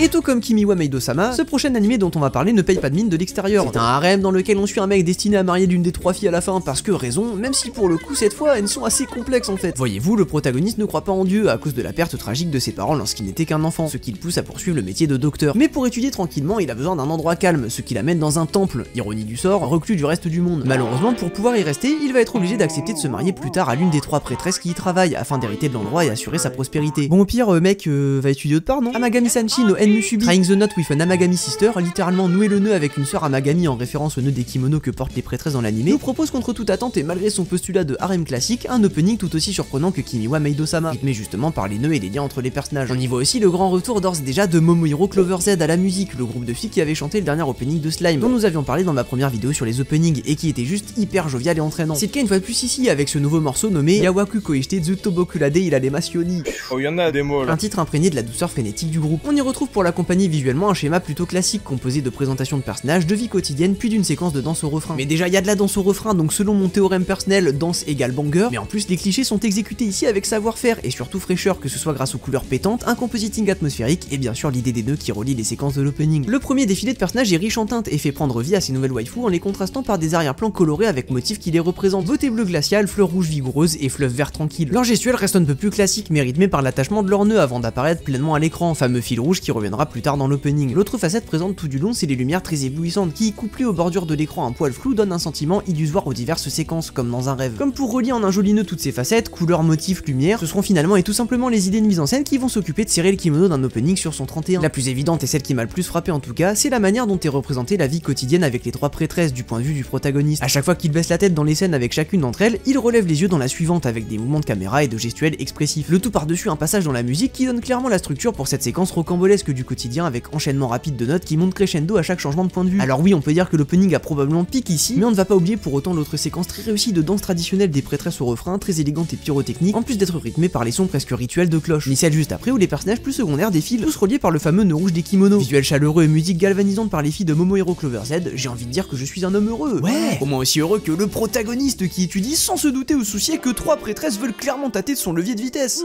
Très intéressant ce cours de sémiologie. Heureusement dans le prochain animé au moins ça va pas tergiverser autour du bazou très longtemps. Yakuza fiancé, un animé où 2 héritiers de grandes familles de Yakuza doivent se marier afin de lier leurs 2 maisons pour apaiser les tensions. Oui, si ça vous paraît familier, bien joué, c'est juste l'exact même concept que Nisekoi, manga et animé de romance des années 2010 dans lequel 2 héritiers de famille Yakuza doivent faire semblant de sortir ensemble et de s'aimer sous surveillance constante pour assurer les bonnes relations entre leurs 2 familles. Mais je vous rassure, hein, ici y a pas de bluff, ils doivent faire semblant de s'aimer, non, ils font pas semblant du tout parce que ça baise. Et cette romance très directe a vraiment une vibe un peu webtoon, je dois dire, et ce même si c'est un manga, on y retrouve vraiment le côté un peu genre, oh là là, je suis obligé de côtoyer cet homme rustre et bestial et au début je suis un peu rebuté alors qu'en fait il est trop sexy et craquant donc je vais tomber sous son charme au fur et à mesure. Et peut-être que ça marche bien en manga, je dis pas. Mais en animé malheureusement vu que le mec a 7 têtes, j'ai un peu de mal à croire au côté bestial, sexy, craquant, tout en fait. On dirait un perso d'arrière-plan qui s'est incrusté au premier, Brofing Season the Team, ce qui est également ni bestial, ni sexy, ni craquant, c'est un peu l'opening de la série aussi. Bon après ça va, hein, c'est-à-dire qu'on a une petite tic un peu groovy par Yural Cigarette, un groupe incroyable qui a interprété les 2 openings de Noragami, le tout par-dessus des visuels qui sont pas non plus honteux, mais c'est clairement là où le bas blesse. Hein. Tout est en fait très figé avec un manque de flair évident que ce soit en termes de réalisation ou même de compositing. Pas d'idée originale non plus pour maquiller la banalité, c'est littéralement juste un opening de slice of life avec quelques couleurs fortes et jolis dessins certes, mais c'est tout. Le générique a au moins le mérite de rester rythmé par sa musique et d'avoir des visuels en tandem avec, et c'est vraiment ça qu'il sauve, ça groove, le beat est bon, et la beat est bonne aussi apparemment, au moins une qui prend son pied dans cet opening j'ai envie de dire. Et alors là en gros le salariman japonais marié, tu vois, et bah sa femme s'est transformée en petite fille de 10 ans. Ah ouais, non mais là je crois que je préfère les Yakuza. Mais non, t'inquiète, y'a rien de bizarre, parce que le mec en fait il veut juste se refaire de bons souvenirs avec sa femme qui était décédée et la petite fille c'est juste sa réincarnation. Ah bah ça va alors. Bon après j'avoue que le synopsis mentionne bien qu'il y a quelques inconvénients, mais aussi que la moindre erreur pourrait être fatale au mec, je sais pas trop ce que ça sous-entend. Non mais t'es sûr que c'est pas le préquel de cette vidéo ton truc? Mais non, t'es con.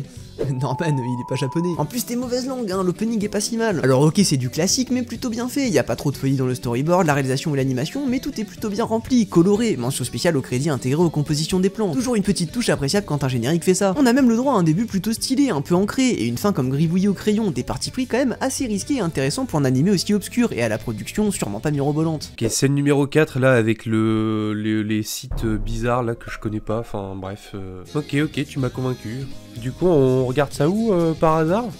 C'est peut-être le Trix, Paradise, ou je sais pas, le Hub? Crunchyroll.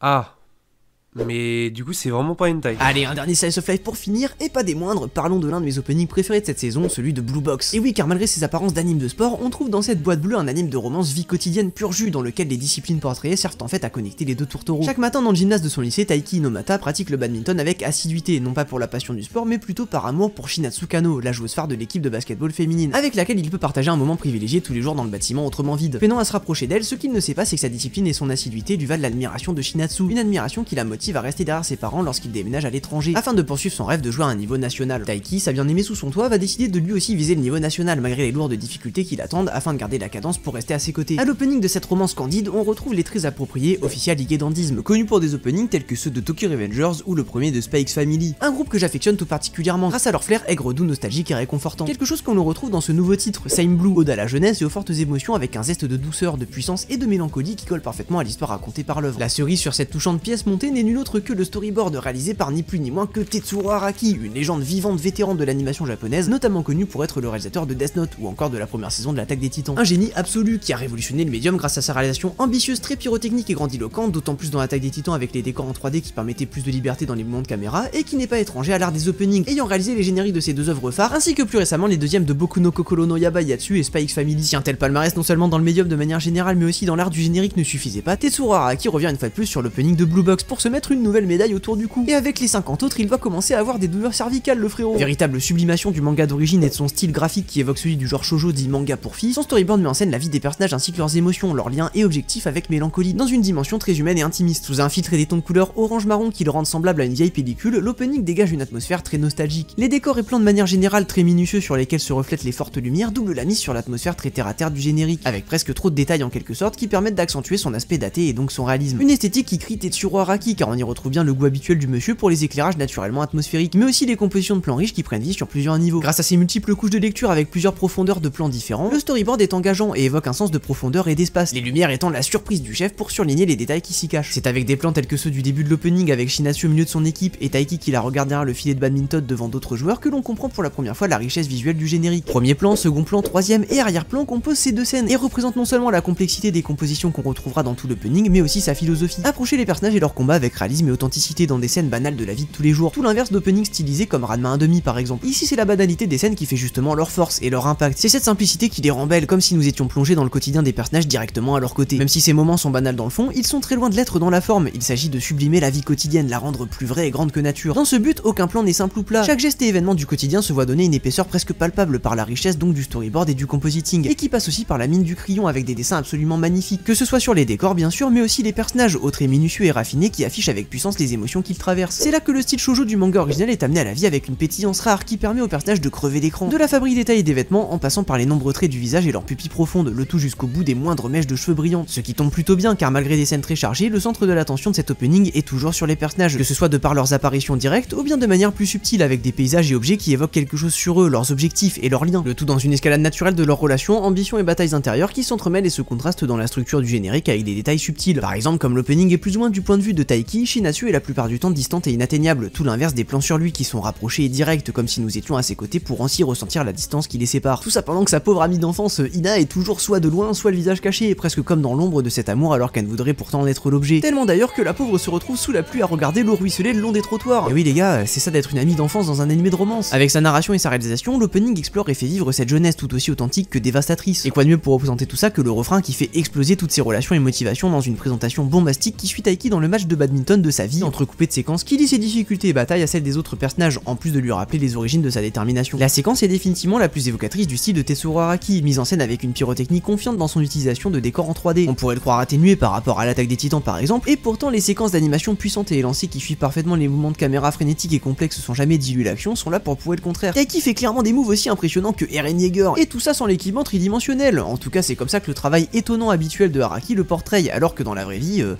bah il se passerait juste ça quoi. Mais c'est ça qui est beau, et afin d'appuyer d'autant plus le souffle climatique du match, le décor avec seulement le terrain illuminé et les lumières braquées sur Taiki tels des projecteurs dans un gymnase autrement plongé dans les ténèbres, et la touche finale d'intensité au refrain qui nous fait ressentir la concentration absolue dans laquelle Taiki se trouve. Cet état de transe portrayé par le décor et sa lumière donne le dernier impact à des séquences d'animation déjà marquées par les traces de coups de poing de Tetsuro Araki qui aurait enfilé les gants de Vi de League of Legends. Sous le feu des projecteurs brille particulièrement tout d'abord la scène animée par Miki Komuro, où la caméra est placée sur le volant de Taiki, précédant un moment attendrissant entre lui et Shinatsu qui souligne l'impact et la motivation de sa frappe. Puis ensuite c'est au tour de celle de l'échange chaotique sous haute tension du garçon avec son adversaire animé par Shushugita de prendre le relais. Dans ces séquences, les attentions toutes particulières telles que les plis sur les vêtements et les mouvements élancés des personnages conservent le style shoujo très détaillé du couplet et le font prendre vie en fanfare avec une certaine lourdeur qui rend impactante leur vivacité. Le storyboard brille particulièrement dans sa juxtaposition entre moments frénétiques et paisibles, un peu comme la transition entre la frappe sur le volant de Taiki et le moment qu'il partage avec Shinatsu que j'ai décrit juste avant. Les moments bombastiques sont contrastés par des plans plus gracieux et calmes dans un mix qui souligne les sentiments qui prennent vie dans l'effervescence du sport. Des coupures impactantes sur des séquences telles que ce cut hypnotisant et gracieux animé par Keisuke Okura dans lequel Ina danse sur le toit, baignant sous un ciel bleu azur avec des mouvements élancés et élégants qui se finissent dans une pause finale impactante, manifestation de sa passion pour la gymnastique, mais aussi et surtout de sa tristesse parce que c'est une grosse cuck. Mais pour parler du contraste entre calme et frénésie, rien de plus évocateur que la deuxième partie du refrain. On y observe un montage de photos de Shinatsu en format 4 tiers, comme prise avec un appareil photo instantané qui entrecoupe avec fugacité des plans figés très intenses du match de Taiki. Tout dans cette séquence est censé représenter la vivacité de la jeunesse, mais surtout son importance grâce au simple paradoxe que ces moments si vite passés se retrouvent malgré tout ici comme emprisonnés dans le temps. Les photos de Shinatsu et les plans fixes de Taiki où seuls ses cheveux, vêtements et gouttes de sueur sont en mouvement dans des poses excellentes et expressives sont très détaillées et se passent le relais dans des coupures abruptes pour toujours plus souligner la trans sportive mais aussi la nature de leur relation, la raison principale pour laquelle Taiki se démène dans ce match. Peut-être, voilà le masque tombe, je sais pas, en fait j'ai pas vu l'anime, mais rien n'est figé éternellement, et alors qu'un train passe à pleine vitesse derrière Shinatsu, la photo devient vidéo et le temps reprend dans le véritable match au ralenti alors que Taiki marque le point décisif dans un slow-mo juste mais onctueux quoi, ouais j'ai utilisé ce mot, tous ces efforts pour un simple regard qui prend désormais tout l'écran, loin du format 4 tiers, et que Taiki obtient enfin avant de pousser un cri euphorique de victoire. Cette deuxième partie de refrain est une preuve et notez dans vos carnets qu'il n'y a pas forcément besoin d'animation qui zinzizule dans tous les sens pour transmettre une émotion, dans ce cas-ci même quelque chose comme l'intensité. J'irai même plus loin que ça en disant que selon ce qui veut être transmis au spectateur, ce genre de parti pris peut même être encore plus impactant que si cela avait été animé normalement. Un peu comme cette séquence de Arcane avec Jinx et Echo, vous croyez qu'elle serait aussi incroyable sans l'animation en 4 images par seconde? Bien sûr que non, cela suit l'émotion et les thématiques de la scène, deux personnes qui partagent un instant fugace mais qui semble durer une éternité tant il est important. Même si oui, c'est vrai que même sans ça, on aurait toujours eu de quoi chanter. Mais ma meilleure ennemie, c'est toi et moi, le pire c'est toi et moi. Et ici aussi, même sans ça, on aurait eu de quoi chanter, j'ai envie de dire, avec l'hymne jeune et tout aussi romantique de Official Hige Dandisme qui ponctue avec la voix frêle du chanteur et l'instrumental touchante les visuels très intimistes de cet opening. 1 minute 30 dont la fugacité est à l'image de la période de la vie portrayée en son sein, quelque chose de court, de vulnérable, mais terriblement passionnel et beau. Allez, Blue Cock là.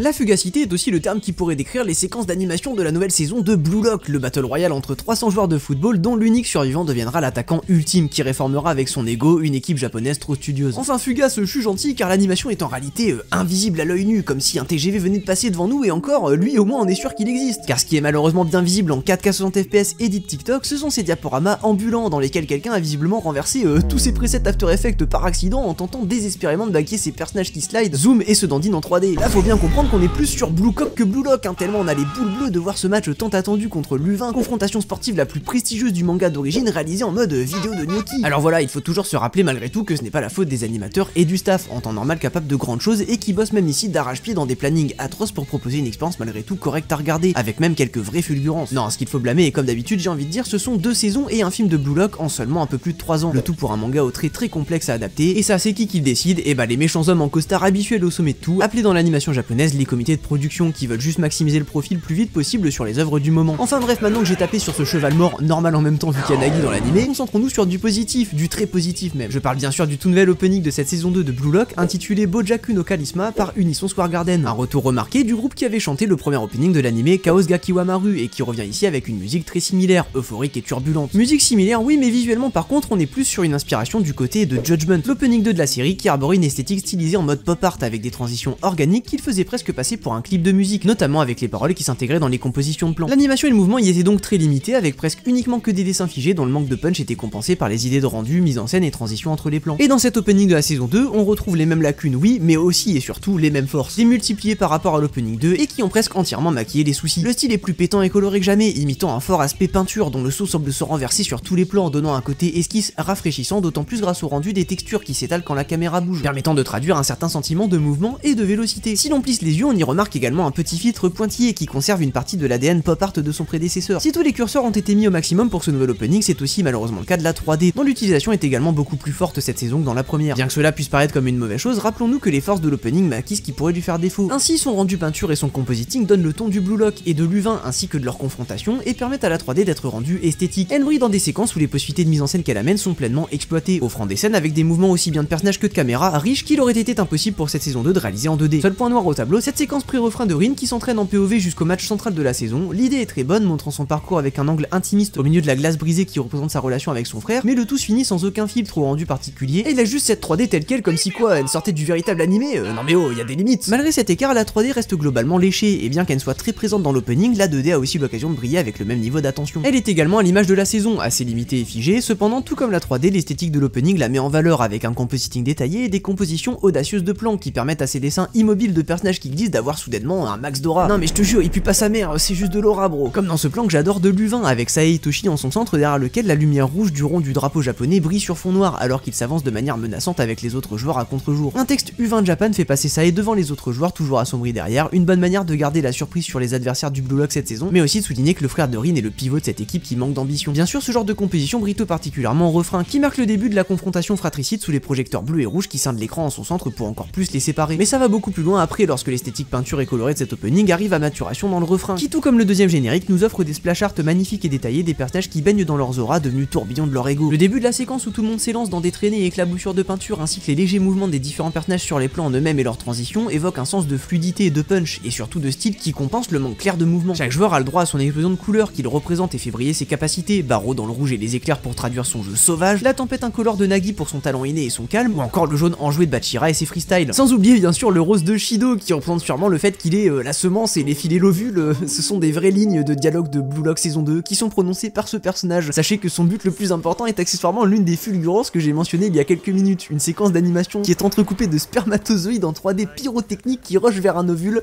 Oui, j'ai pleuré de rire dans cette scène. Les auras au centre de ces plans sont magnifiques, chacune a un rendu différent et épais avec plusieurs couches de couleurs et de détails qui mettent clairement à l'amende les séquences du refrain de l'opening 2 en comparaison. Et toujours comparé à l'opening 2, ces splash art ont plus de punch grâce à des présentations en deux temps, d'abord la construction puis le résultat. On voit par exemple Barreau ouvrir une porte de force, les dents serrées en 3 images successives avant sa frappe dans le ballon, une construction impactante qui fait en plus référence à son caractère agressif et son arrivée désirée dans le match après avoir passé la première mi-temps sur le banc. Mon roi, Barreau, je veux devenir ton esclave sur le terrain, deviens mon antagoniste. Nagi a aussi une séquence où il contrôle la balle au milieu du brouillard puissant mais tranquille avant son splash art qui le montre recouvert de la dite brume, les yeux sur le ballon. Vous l'aurez compris, ce style était déjà très réussi dans l'opening 2 mais il est clairement sublimé ici dans un résultat juste jouissif à regarder. En guise de bouquet final, l'opening nous propose une séquence animée, oui je sais c'est fou, de Isagi qui dribble Oliver Aiku qui rappelle un peu celle de l'opening 2 où notre futur meilleur attaquant se fait mener à la baguette par Rin. Valeur ajoutée comparée à son prédécesseur, c'est l'atmosphère excellente avec les contours lumineux des tribunes du stade autrement plongées dans le noir. Le décor possède une fois de plus un aspect peinture et le compositing qui brille sur Isagi et Oliver permettent vraiment de ressentir l'atmosphère sur le terrain. Cette attention aux détails dans l'ambiance témoigne d'une facette de cette saison beaucoup plus prononcée de manière générale, l'une des seules améliorations légitimes par rapport à la saison 1 d'ailleurs, à savoir le travail très accentué des fois trop sur l'atmosphère des différentes scènes avec beaucoup de compositing, ses effets comme ses lumières. Ce qui est sûr c'est que dans cet opening ça passe quand même plutôt très bien, que ce soit dans cette séquence ou tout le reste. Le générique se termine finalement avec le ballon qui rebondit dans une roulette de casino dans laquelle les joueurs se tiennent dans les différentes lignes avec un goal au-dessus de leur tête. Un peu en mode c'est Kiki qui marquera, un côté chaotique et hasardeux qui évoque super bien la confrontation imprévisible entre les moins de 20 ans japonais contre une équipe composée uniquement d'attaquants dont le seul but sera de rentrer des buts justement. Et justement au centre de tout ça on retrouve un Isagi, lui aussi déterminé à provoquer sa chance et marquer, fort des leçons du dernier match de la saison 1 qui lui apprenait à prendre en compte la chance dans un match. Et franchement ce plan est juste incroyable, je l'ai vraiment remarqué en regardant plusieurs fois l'opening pour cette vidéo et juste juste l'idée est trop cool, l'imagerie représente parfaitement Blue Lock je trouve. En bref, cet opening de la saison 2 de Blue Lock est un vrai banger qui bouge bien, a du style, et une musique avec du peps qui donne la patate. Un constat positif, assez différent du véritable animé, mais bon,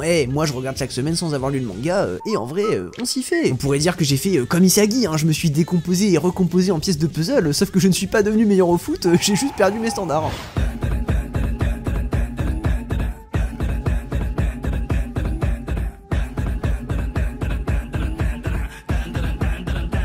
Malheureusement, si moi je n'ai perdu que mes standards devant Blue Lock, l'animé phare de la saison, lui, met en scène un petit nerd qui perd quelque chose de quand même un peu plus important, c'est Baloche. Bienvenue dans Dandadan, l'animé où un otaku fan d'extraterrestres et une fille populaire qui croit aux fantômes se rencontrent et décident de se prouver à l'un et à l'autre la véracité de leurs convictions en allant directement sur le terrain, tout ça pour finalement découvrir que, les deux existent et que les extraterrestres veulent s'intégrer très vite apparemment. Avec son approche rafraîchissante composée d'un humour loufoque et de personnages débiles mais sincères et attachants, Dandadan est le nouveau shonen phare du moment que je vous recommande sans aucune hésitation. Pour aller avec la taille de l'événement de l'adaptation de ce manga déjà très apprécié en format papier, il fallait un opening digne de ce nom, et je suis content de dire que c'est réussi, car Dandadan nous offre un opening tellement hors de ce monde que je suspecte qu'il est probablement arrivé en même temps que les extraterrestres dans l'animé, même si ça me ferait chier que ce soit ces mecs qui fait un tel banger. On y retrouve tout le charme de l'œuvre, son absurdité comme sa sincérité, qui sont finalement parfaitement encapsulés ici par la musique, autonoquée par Creepy Nuts. Et si vous avez fait votre devoir, vous reconnaîtrez là ce groupe à l'origine de l'opening déjà culte de la saison 2 de Mashle, Blink Bam Bam Born, un titre qui a connu un succès interplanétaire en début d'année 2024 grâce à ses visuels rigolos et sa musique entraînante expérimentale. Encore un peu avant ça, ils avaient aussi fait l'excellent opening de Call of the Night, et vraiment là où je veux en venir, c'est qu'à chaque fois, Creepy Nuts amène à la vie des openings aussi délirants et créatifs que leur musique hip-hop innovante, et Dandadan ne dérange pas à la règle et contient donc deux grosses parties distinctes à sa musique pour faire ressortir son chaos mais aussi son harmonie, le tout dans énormément de subtilité et variations musicales peu conventionnelles habituelles pour le groupe. Comme par exemple les petites voix très aiguës qui sont présentes durant tout le couplet, un peu comme l'étaient les bruits de lit qui grincent dans l'opening de Mashle, ça doit baiser un max. Je crois qu'on va muter Bob, et qui donne un côté erratique à la musique et au visuel. Dans le studio devait y avoir, je sais pas, des Pikmin en train de se la donner, j'espère juste qu'ils étaient pas dans les lits qui grincent de l'opening de Mashle, parce que sinon Bob Lennon putain il a vraiment faim. Ces expérimentations et détails donnent le ton de l'opening et rendent d'autant plus frappante sa transition sur quelque chose de plus calme et émouvant qui se fera vers le milieu. Bien sûr les visuels suivent à la lettre cette structure musicale plutôt simple, chaos puis harmonie, mais se déchaînent complètement au milieu de toutes les vagues qu'il y a entre. Et ce dès le début de l'opening, la musique commence avec des dan dan dan dan dan dan dan dan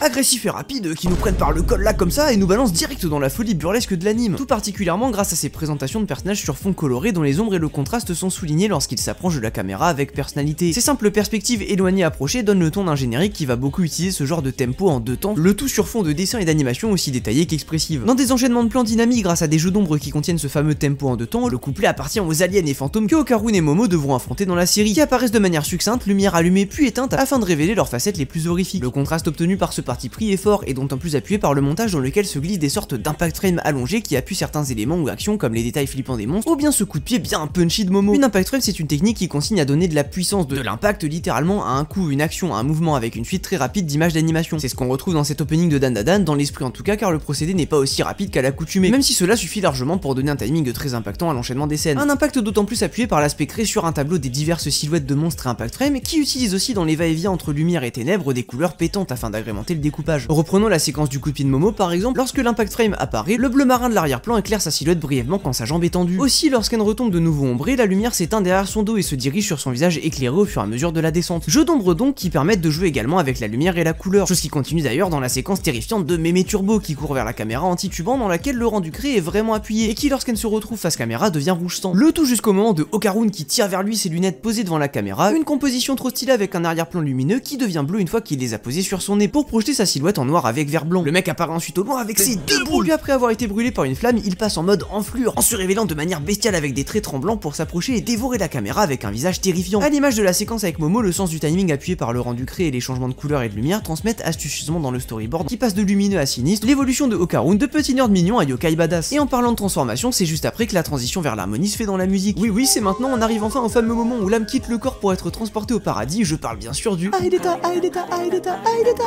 Le moment où le Kokoro se fait frapper de manière inopinée et que soudainement nous ne sommes plus en train de tournoyer en breakdance sur notre chaise de bureau, mais à la place passe les larmes aux yeux à cause des émotions. Un sentiment de flottement s'imprègne dans la mélodie alors que des paysages avec plusieurs niveaux de profondeur détaillés et un plan magnifique de Momo qui lève ses mains comme une fleur qui éclot donne le ton de toute cette séquence vibrante et gracieuse. Une montée en puissance qui ne fait qu'atteindre son apogée au refrain lorsque l'opening entremêle ces deux facettes de frénésie et de douceur, un peu comme les bras de Momo qui réapparaissent d'ailleurs juste avant, intangibles en référence à son pouvoir. Les jeux de lumière sur les ovnis, yokai et personnages avec des pouvoirs du début de l'opening reviennent et s'immiscent entre les séquences plus chaleureuses comme la présentation d'Aira, Gigi et Mémé Turbo en chat très rigolote ou encore la fameuse danse super expressive sur fond psychédélique. Mention spéciale également aux extraterrestres fans de bananes qui ont une séquence très créative avec leur UFO qui balance un rayon bleu dans lequel l'un d'entre eux se met à danser et se multiplier, le tout jusqu'à un zoom sur le visage flippant de celui au centre avec un fond de son d'alien en spirale. La grand-mère de Momo, Seiko, est tellement badass qu'elle a même le droit à une scène dans le style des extraterrestres et fantômes, très colorée où la caméra dézoome de son visage jusqu'à un clou d'exorcisme planté par terre avec sur la dernière frame les couleurs qui s'inversent. Une dernière preuve que ces couleurs et leurs inversions appuient particulièrement le côté fantomatique et extraterrestre de l'animé avec des tons bien fluorescents un peu Halloween en mode Scooby-Doo. Pour terminer cet opening au tempo impactant, on a le droit à une dernière transformation de Okarun qui encapsule tout ce qu'on a vu jusqu'à maintenant. Un segment rempli du sens du timing et du rythme de l'opening qui alterne habilement entre gros traits crayonnés qui se déforment, rendus minimalistes et direction artistique traditionnelle de l'animé pour donner une intensité toute particulière à la transformation, puis course folle de Okarun en mode Devilman Crybaby, découpé habilement et avec émotion par les séquences de Momo qui l'aident à contenir la malédiction de Mémé Turbo. Tout le monde se fait aspirer par le rayon des UFO alors que Okarun s'élance vers la caméra une dernière fois, ces deux identités apparaissant succinctement l'une après l'autre, puis le générique se finit vraiment avec Okarun et Momo dos à dos dans un décor imprégné du style traditionnel des yokai japonais. Grâce à son storyboard loufoque et rythmique débordant d'idées de mise en scène et de composition variées ainsi qu'à l'absurde folie musicale de Creepy Nuts, cet opening de Dandadan est sûrement mon préféré de cette saison de l'automne 2024. Un témoin du talent immense de son directeur, Abel Gongora, mais aussi de l'adaptation géniale de l'œuvre dans son ensemble par Science Saru, le studio qui avait fait Devilman Crybaby. Ah, mais du coup c'est pour ça la course. Mon seul regret est finalement de ne pas être japonais, Domo, sinon j'aurais pu remercier au fil du générique les personnes impliquées dans l'animé, dont les noms sont placardés en gros avec assurance et harmonie dans les différents plans. Un choix ballsy à l'image de tout cet opening. En tout cas après tout ça, j'ai retrouvé mes standards et on espère bien sûr que le bon Okarun pourra lui aussi retrouver ses énormes baloches dans un avenir proche. Peut-être ses résolutions de 2025 quand la saison 2 sortira. Après être passé par le shonen dans sa forme la plus actuelle, revenons un peu aux origines avec l'œuvre qui a façonné le genre tel qu'on le connaît aujourd'hui, rempli de dépassements de soi et de transformations. Je parle bien sûr de l'immensissime Dragon Ball par le regretté Akira Toriyama. Le 1er mars 2024 fut une onde de choc pour le monde de l'animation et du manga japonais, ses artistes comme ses fans, lorsque la nouvelle tombe du décès de cette légende du manga dont les œuvres ont inspiré le monde entier à travers les générations. Mais ce qu'il laisse derrière lui, son œuvre imprégnée de ses valeurs intemporelles d'aventure, d'amitié, de famille et de dépassement de soi, lui survivra et continuera de le faire vivre en chacun de nous, pendant que l'auteur de génie prend son repos bien mérité dans un paradis qui, on l'espère, est aussi joyeux qu'il l'avait imaginé dans son manga. De plus, en guise de dernier cadeau pour ses fans, Akira Toriyama a laissé une dernière trace de sa plume, un dernier cadeau avant son départ, Dragon Ball Daima, un nouvel animé Dragon Ball qui sort actuellement et dans lequel Goku, Vegeta et toute la clique redeviennent des enfants et doivent se mettre en route pour le royaume démoniaque afin de déjouer le sortilège qui les a transformés. Dernière fanfare à l'honneur de la légende, le nouvel opening Jaka-chan par Z en feat avec CNK est un adieu aigre-doux à Akira Toriyama, dernière aventure en capsule qui retourne aux origines de la série. Découvrez le royaume démoniaque dans lequel la caméra s'avance doucement avec des plans grands et époustouflants pour nous immerger avec autant d'admiration que d'inquiétude dès le début de l'opening dans le théâtre des péripéties qui attendent nos personnages. Si le travelling en avant invite à l'aventure, c'est aussi le cas de la musique avec une mélodie mystérieuse et envoûtante ainsi que des paroles presque méta qui décrivent ce qui attend le spectateur avec des lignes comme « C'est l'heure de l'aventure, vous serez investi c'est sûr, le royaume démoniaque regorge de mystères ». D'un pas assuré et jovial, les personnages sont présentés dans des images fixes colorées et un simple défilement horizontal par-dessus les menaces qui les attendent. Les personnalités marquées brillent grâce aux actions des personnages. Bulma parle avec Kaioshin et Glorio, les trois étant des personnes plutôt calmes et réfléchies, mais pendant ce temps, Goku joue avec Pansy et passe même 2 fois dans le plan, une première pour en sortir et éviter de se faire attraper par son ami, puis y revenir et faire un pierre-feuille-ciseau avec Vegeta. Le tout en dessous d'un Piccolo juste grotesque comme toujours, qui vole concentré sur l'objectif, le mec est lock-in. Voilà une nouvelle histoire, ce sont les paroles prononcées alors que Goku s'envole sur son Kintoon dans le ciel, des vaisseaux volant derrière lui dans une scène typique au vent d'aventure de la série. Au milieu des plumes de la réincarnation, Goku baigne dans la lumière alors que le soleil se lève sur ce nouveau chapitre et fait enfin exploser l'univers de Dragon Ball de manière festive au refrain. Personnages, pouvoirs et combats démesurés prennent vie en simultané dans les séquences bombastiques de combat contre ennemis et vaisseaux qui suivent, et malgré la charge jusqu'à rabord d'éléments, chaque mouvement et action reste parfaitement compréhensible, une véritable harmonie dans le chaos. Les plans séquences avec tous les éléments en mouvement sont particulièrement haletants et très amusants à regarder, comme si un coffre à jouer Dragon Ball prenait vie dans une imagination débordante et généreuse. Ce ne sont pas tant des combats aux enjeux sérieux mais plutôt une célébration, un carnaval, une fanfare encore une fois en l'honneur d'Akira Toriyama dans laquelle on retrouve toutes les facettes de son univers. Goku avec son Yoibo trop stylé, les guerriers volants, les vaisseaux de combat et autres créatures fantaisistes en tout genre dans un emballage joyeux et galvanisant. Et si l'hommage n'est toujours pas assez clair, il suffit de retourner plutôt dans la musique pour retrouver de manière explicite dans les paroles le nom de Toriyama Akira dans les syllabes des mots. L'opening lui est dédié et se finit de la manière la plus appropriée, en retournant à la promesse même de l'œuvre originale, l'apparition du fameux dragon Shenron qui exaucera n'importe quel souhait contre les 7 Dragon Ball. Au-dessus des paroles, s'il te plaît Shenron, exauce mon souhait, des lumières festives et d'adieu envahissent l'écran alors que Goku Mini en Super Saiyan fait un Kamehameha final. L'ultime célébration d'animation gorgée d'histoire et de symbolique qui met fin au générique. En conclusion, le storyboard de Hayao Maki, puissant et teinté de l'optimisme et la pétillance de Dragon Ball, est un adieu touchant et sincère à Akira Toriyama. Une preuve de plus s'il en fallait que son héritage continuera de briller et faire rêver à travers le monde et le temps.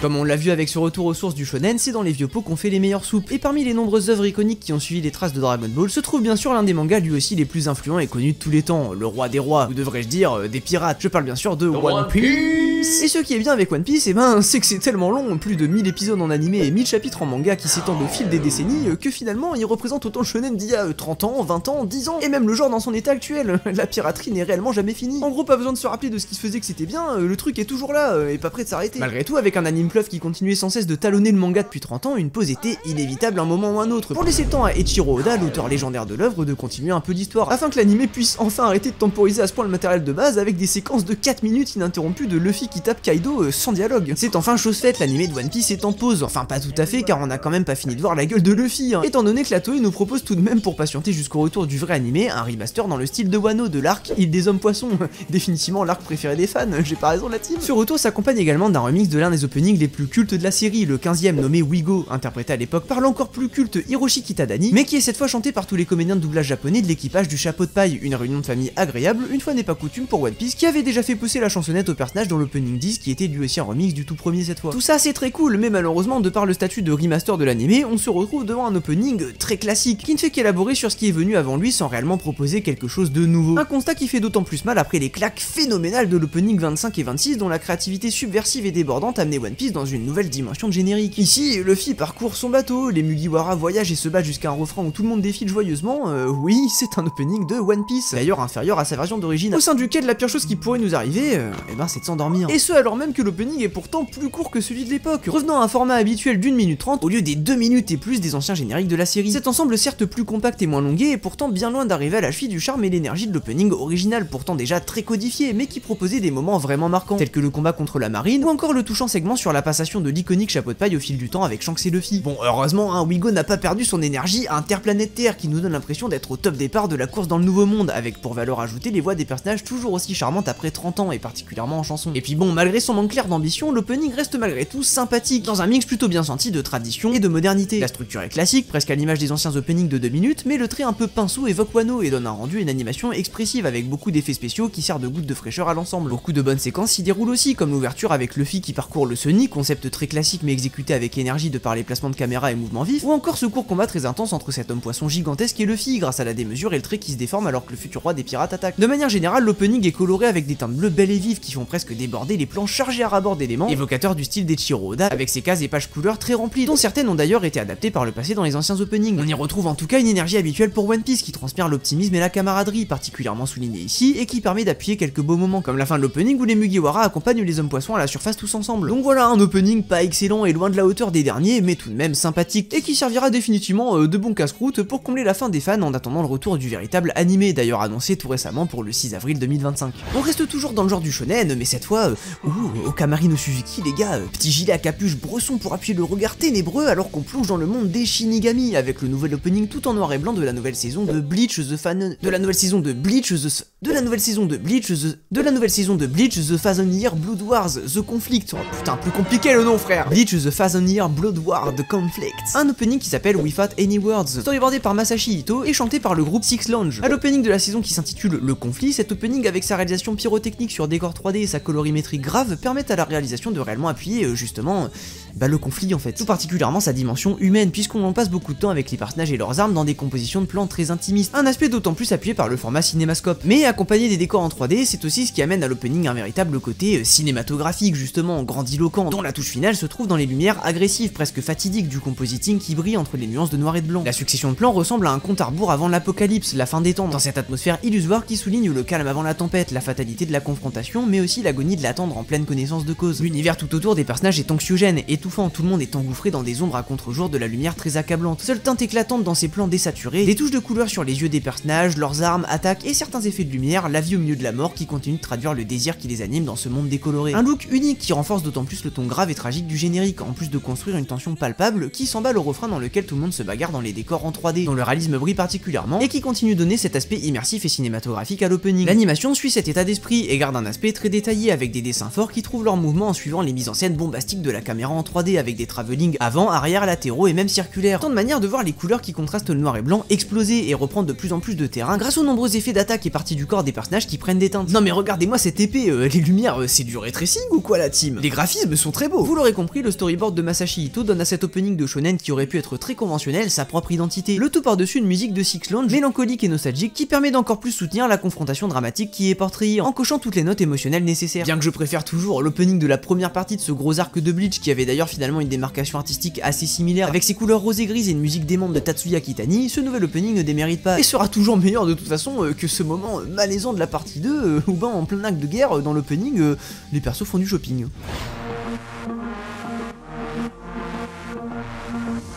Mais pourquoi avoir besoin de Bankai et autres Zanpakuto quand on a des gigabras mécaniques sur les épaules, dans le dos, ou bien dans le cul. Et oui, re-bienvenue à toi MechaUD, les vrais reconnaîtront ce projet Kickstarter commencé en 2016 quand même, et qui après un épisode pilote en 2019 arrive enfin pour une série animée digne de ce nom. Le concept est simple, en gros, perso stylé plus bras stylé égale la bagarre. Pour fêter cette arrivée triomphante enfin en animé, on nous sert un plat mais juste 5 étoiles qui tel la ratatouille servie à Honton-Ego nous fera revenir à nos premiers frissons de fans d'animation japonaise. En effet, c'est Hiroyuki Sawano, le compositeur légendaire de l'Attaque des Titans, Kill la Kill ou encore Solo Leveling plus récemment, qui vient composer la musique Vortex interprétée par Setsuko du groupe Kyaku Gokko. Avec la voix puissante de la chanteuse, le style caractéristique de Sawano très épiquement épique est particulièrement souligné, le tout par-dessus des visuels explosifs qui n'ont pas l'intention de traîner derrière le tempo. Doté d'un délicieux look épuré et crayonné très unique qui rappelle ses racines modestes sans pour autant être limité, le storyboard dirigé par Sae Okamoto, la directrice même de l'animé, nous rappelle la puissance de ce genre de style simple grâce à des séquences animées avec impact et punch, notamment quand les fameux bras mécaniques se révèlent et se fritent entre eux. Le compositing et les arrière-plans en relief permettent de contraster et faire ressortir ce look relativement plat, en plus de mettre en lumière les chara-designs juste extrêmement stylés. Avec des gros traits crayonnés sur les visages et silhouettes des personnages au refrain, le tout prend encore plus d'épaisseur, et ce même dans une séquence classique de défilé de personnages, pourtant loin d'être ennuyante, expressive et rythmée par les transitions entre les différents membres du casting, qui s'enchaînent et se transforment de manière la plus animée possible, avec des mouvements énergiques et de nombreux effets stylisés dans un sens du timing qui claque. Alors oui, mais bien sûr que c'est un banger, en même temps, qui en doutait vu qu'il y a putain de Hiroyuki Sawano.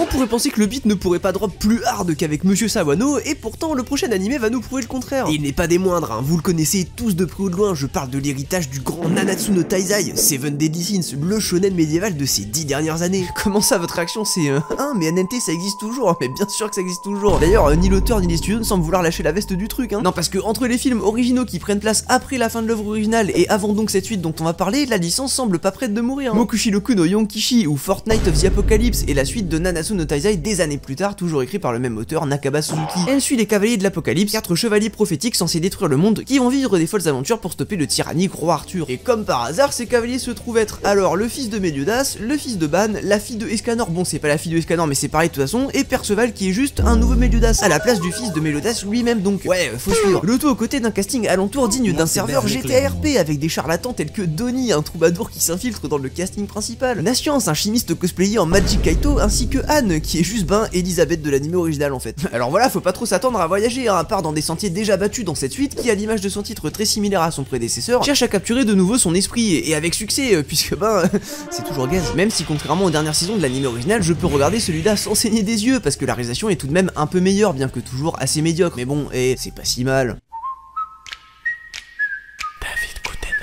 Malgré tous ces constats, me voilà pourtant toujours à regarder religieusement l'anime chaque semaine en compagnie d'un ami, les larmes aux yeux de rire devant l'incompétence du récit à raconter la moindre histoire crédible ou portrayer le moindre combat stylé. Un savoir-faire porté disparu qui va si loin qu'on se retrouve à rigoler devant une mort de personnage lorsque le défunt en question se voit affublé d'une backstory tire-larme qui ne fait que souligner maladroitement, et certainement vraiment sans le faire exprès, qu'il était le roi des cucks, aimé de personne et certainement pas du spectateur qu'il connaissait depuis 3 épisodes, et qui à l'image des personnages l'oubliera à celui d'après. Et finalement, n'est-ce pas là l'esprit NNT dans toute sa splendeur, portrayer des grands cucks de l'animation et du manga japonais comme Estarossa ou Maël en leur temps dans l'œuvre d'origine. Tout comme c'était le cas dedans à l'époque, on retrouve aussi ici l'amour pour Nakaba Suzuki de créer des relations amoureuses entre personnages dont l'un ressemble à un adulte et l'autre à un enfant. Ça c'est du collector ça. Et cette fois le double le fait en flagrant délire, sous la lumière des projecteurs, y a même plus de non mais les gars ça va, vous inquiétez pas, elle a 3000 ans. Non, là ça balance vraiment à balles sans tir de sommation, je suis tombée amoureuse d'un enfant de 11 ans. Avec un casier judiciaire aussi rempli, on se demande donc quel genre d'opening criminel l'anime peut avoir. Eh bien contre toute attente, des génériques plutôt sympathiques. Le premier n'était pas mirobolant et surtout sauvé de ses plans limités et de sa 3D absolument immonde par sa musique catchy, mais pour ce qui est du deuxième, c'était déjà beaucoup mieux avec une musique qui envoyait du lourd et des visuels beaucoup plus audacieux et travaillés. Malgré cette nette amélioration, rien, et je ne dis bien rien, n'aurait pu me préparer à l'ascension fulgurante du nouvel opening de la saison 2 par rapport à ce qui l'a précédé. On s'attend à un petit opening sympa à l'image du deuxième, et boum, à la place on se retrouve face à l'une des plus grosses dingueries de la saison qui n'a pas à rougir face à ses compétiteurs tels que Dan Dadan. La plus grande ironie dans tout ça, ça vient de Nanatsu no Taizai, une série tombée en disgrâce et qui n'a pas proposé d'opening aussi incroyable depuis quoi, la saison 2, il y a 6 ans donc. On peut naturellement se demander donc mais comment est-ce possible? Et heureusement, il y a une explication logique. Elle se trouve dans le fait que le studio qui s'occupe de l'anime, Télécom Animation, a en fait laissé une liberté créative totale pour la réalisation de cet opening à l'animateur et directeur Henri Turlot, qui avait dirigé notamment l'épisode 1066 de One Piece. Hors du studio en tant que freelancer, des artistes qui travaillent de manière indépendante et engagés pour des tâches spécifiques, Henri Turlot au storyboard de l'opening et son équipe d'animateurs ont pu insuffler une vision audacieuse et sans limite créative à une série qui en a d'habitude beaucoup. Pour accompagner tout ça, le groupe légendaire d'animé Overworld, connu pour l'opening de Blood Plus, de la première partie de My Hero Academia saison 3 ou encore justement du premier de la saison 3 de Nanatsu no Taizai, nous pose sur le gâteau XXL leur nouveau titre MMH, qui veut dire d'ailleurs Monster Hunter.